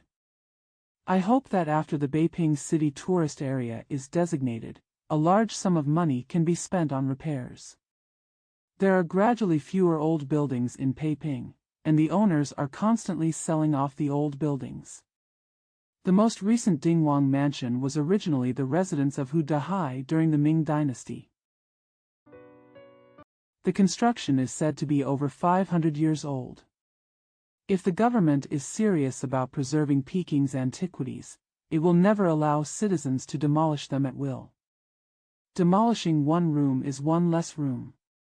Now in the altar, soldiers are demolishing public buildings. Patriotism must start with caring for public property. We have to start by cherishing the relics of history. A man and a woman were sitting on the viewing platform, having a secret conversation. The warmth of their mood could really resist the coldness of the environment. The peach trees and willows have all taken off their leaf clothes and slept for 3 winters. The wind shakes and the birds call, but they are not heard. Dear by the altar. His bright eyes looked at the passers-by.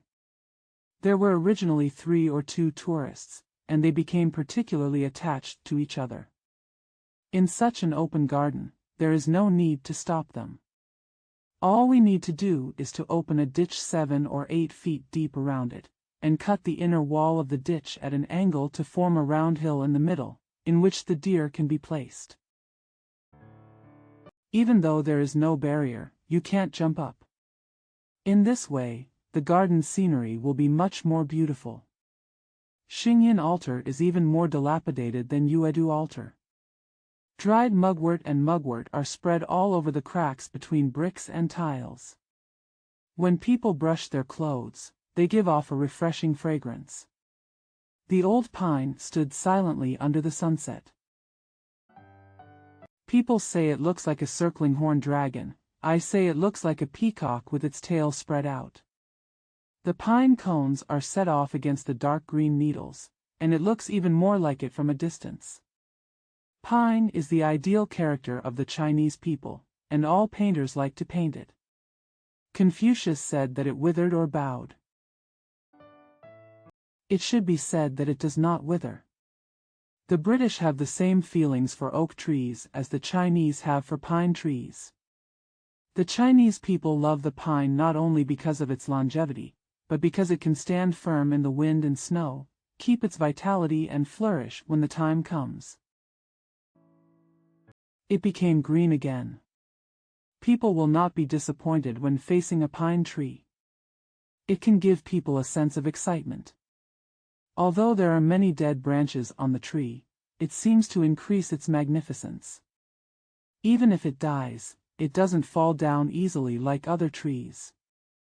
It has stood like this for thousands of years. The vines entangle it and the sage clings to it, but it is not afraid of it. Instead, it becomes superior and more beautiful. The ancients said that the sound of the pine sounded like the roar of a dragon. We have never heard of the dragon's roar, but the rhyme it emits can really make people forget about fame and wealth and start thinking about the world. But remember this sound. It cannot be produced by a small pine tree that is inch by inch. It has to withstand hundreds of thousands of years of tempering, weathering or suffering a heavy loss, and it cannot be done after being able to stand firm. Therefore, when you are strong, you should learn from the resistance, endurance, and improvement of pines and cypresses. When you are old and declining, you might as well give away lie from Qinghua. I sat facing the pine tree for a long time. The golden glow has faded away, and it is inevitable to leave the altar and go straight out of the gate. The trenches dug in the past few years outside the door have not yet been filled. The sheep lead me back. There is a basket of chrysanthemums placed by the roadside. The florist stood at the door of a house and negotiated with the girl with light makeup, not paying attention to the yellow flowers in her bag and teaching the sheep to eat a few of them. The man simply threw 2 chrysanthemums with mud balls on them at the sheep and cursed, "You are a sheep grandson waiting to die." But there was nothing he could do. The leftover flowers were scattered on the road and crushed by the wheels. Recalling Marco Polo Bridge. I remember that before leaving Peiping, the last time I arrived at Marco Polo Bridge was in the spring of the 22nd year of the Republic of China, note, referring to the 22nd year of the Republic of China. My colleague Mr. Lu Jiaohui and I walked along the avenue from Guang'anmen early one morning. After passing Dying Village, it was already past 10 o'clock. After paying homage to the 1,000-armed Avalokitesvara and Yijing Temple, I took a rest outside the Dabi Pavilion. The Bodhisattva statue is more than 3 feet tall and is made of gold and bronze. It is in good shape, but the house is in a state of collapse and the cigarettes are scattered. Maybe it's because people who make wishes have lost money, lost children, and lost wives. This trip was originally to visit another bronze Buddha.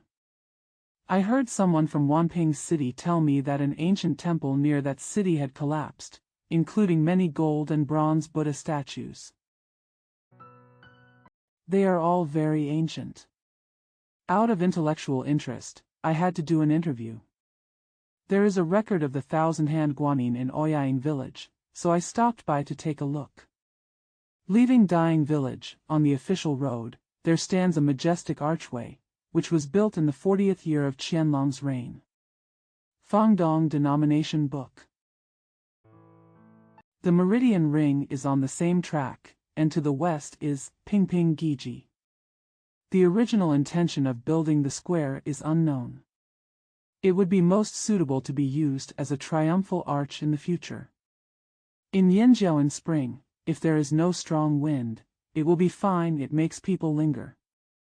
The snails are painting silver saliva paths on the tree trunks or on the walls.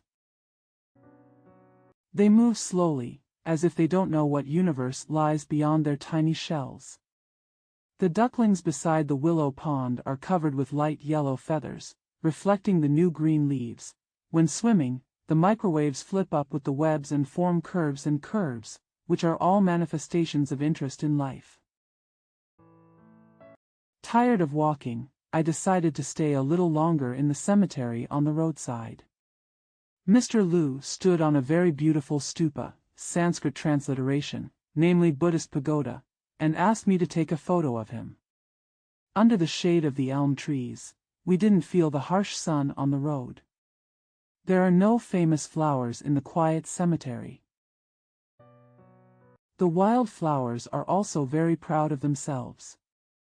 The busy bee, with a little pollen stuck to its legs, is still collecting. Ants fight over a rotten grasshopper's leg on the root of a dead vine. The trapped shoudai, one of its wings has lost its effectiveness and is still struggling. This is also a manifestation of interest in life, but the meaning is a little different. While chatting, the sun was shining brightly in the sky, and Wanping City in front was within sight. Wanping City is located in the north of Lugo Bridge. It was built in the 10th year of Chongjin in the Ming dynasty. It is called Gongbei City. It is less than 2 miles around and has only 2 gates. The north gate is Xuanji Gate and the south gate is Yongchang Gate. In the Qing dynasty, Gongbei was renamed Gongji, and Yongchang Gate was renamed Majestic Gate. Outside the south gate is the Marco Polo Bridge. Gongbei City was not originally a county seat. The county government was moved there a few years ago because Beiping was changed to a city, so its scale is extremely rudimentary. It used to be an acropolis, with military attaches permanently guarding it.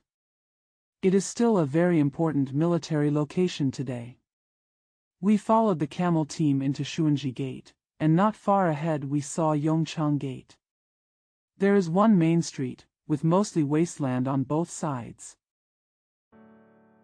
We went to visit the predetermined location and saw a huge bronze Buddha head and some remaining bronze statues lying on the ground of the county school. There were originally Guanyin Temple and Xinglong Temple in Gongbei City. There are also many relics of Guangxi Temple in Xinglong Temple that cannot be traced. There is no way of knowing which temple those bronze statues belong to. After exploring for a while, we went to a restaurant at Marco Polo Bridge for lunch. Since the Wanping County office was moved to Gongbei City, Marco Polo Bridge has become an important market in the county. There are many shops and houses in Xiaobei. It also retains the scale of the former tunnels from several provinces in the Central Plains to Beijing. Although the steel pavilion on the bridge is decayed, it still stands. Since the civil wars over the years, Marco Polo Bridge has become a hub for military exchanges, and the memory of the Changxindian battle has also been remembered. The nearby residents will know the general situation of modern wars, and even children will know what airplanes, cannons, and machine guns are used for. Although there are traces of slogans posted on the walls everywhere, the color and quantity cannot be compared with the advertisements for selling medicine. Open the window. Watching the turbid water of the Yongding River flowing through the sparse forest and flowing to the southeast, I remembered Chen Gao's poem, "There are many cars and horses to the west of Lugo Bridge, and the white sun shines on the clear waves on the top of the mountain." There are also women from the south of the Yangtze River in Zelo, who are worried about listening to the songs of the Jin people coming out of the fortress. The clear waves disappear and the muddy water becomes a tide. This is the difference between description and facts. The difference between the past and the present is unknown. But imagining the scenery of the Yaji Pavilion under the bridge and the women from the south of the Yangtze River plundered by the Jin people passing through this place, I can't help but feel emotional. The sad, hateful and evocative story of passing on the Marco Polo Bridge. Not only the Jiangnan women who were plundered by the Jin people. It is a pity that the stone lions squatting on the bridge railings can only open their teeth and be speechless. As a result, many historical facts that can leave some traces will be crushed by the spokes of the wheel if they are not scattered with the dust of their hooves. I also thought that the most meritorious thing in the world is the bridge. It connects natural barriers and leads people from one shore to another. Whether what you walk on the bridge is good or bad has nothing to do with it, not to mention that walking on it is just a short part of a long journey. How can it know what is sad, hateful, and tearful? It does not need to remember history, but history remembers it. The original name of Lugo Bridge is Guangli Bridge. It was built in the 27th year of dating of Jin dynasty and completed in the 2nd year of Mingchang. Its worldwide reputation is due to its inclusion in Marco Polo's account. Marco Polo is remembered as Pulley Sangon, but Europeans call it Marco Polo Bridge, which misses the original meaning of the reporter praising a bridge on the Sangon River. The Chinese are good at building stone bridges. Architecturally, only bridges and towers can be preserved for a long time. China's big stone bridges always make people marvel at the workmanship of ghosts and miraculous craftsmen. The greatness of Marco Polo Bridge is a little different from the famous Luoyang Bridge in Quanzhou and Hudu Bridge in Zhangzhou. In terms of engineering, it is not as grand as these two bridges. However, in history, it has been tied to the safety of the nation many times. Even if you demolish the bridge, the image of Marco Polo Bridge will never be forgotten by the Chinese people. This is even more true after the July 7th incident. At that time, I only thought that the Japanese army would enter Peiping from Gabiku and cross this famous bridge from Peiping to invade the Central Plains. I never thought that the fire would start from where I was standing at that time. In the restaurant, I ate some sesame seed cakes and then went out to look at the bridge. Railway bridges ran parallel to each other in the distance. The camel team carrying coal marched neatly on the bridge to the syllables of the bells. Small businessmen and farmers had polite disputes over their transactions under the railings. Women were washing their clothes under the bridge and chatting happily. Although people did not pay attention to the seriousness of the country's situation, they also knew from the mouths of propagandists in the army that a powerful enemy was at the door. We didn't go there to be spies, because we asked a few more questions to passers-by on the bridge to teach the police officers to pay attention, and we laughed at ourselves. I was happy for the attention of the officials involved. I felt that they were always on guard and on guard. After crossing the bridge, you can see Shizhe Mountain. The green mountain color indicates that the sun has set a few more degrees. While lingering on the gravel plain, I feel the evening breeze blowing through my clothes for a while. If I don't turn around, I will have to stay in a hotel. Lugo Xiaoye is famous. In order to appreciate this beautiful scenery, it is worthwhile to stay in a hotel for a night, but I have never been very fond of scenery such as the dawn wind and the waning moon. I love the brightness of the moon in the dark night. Xiaoye only has the dying light, which is very desolate to think about. Just go home. Instead of going the same way, we split off outside Gongbei City.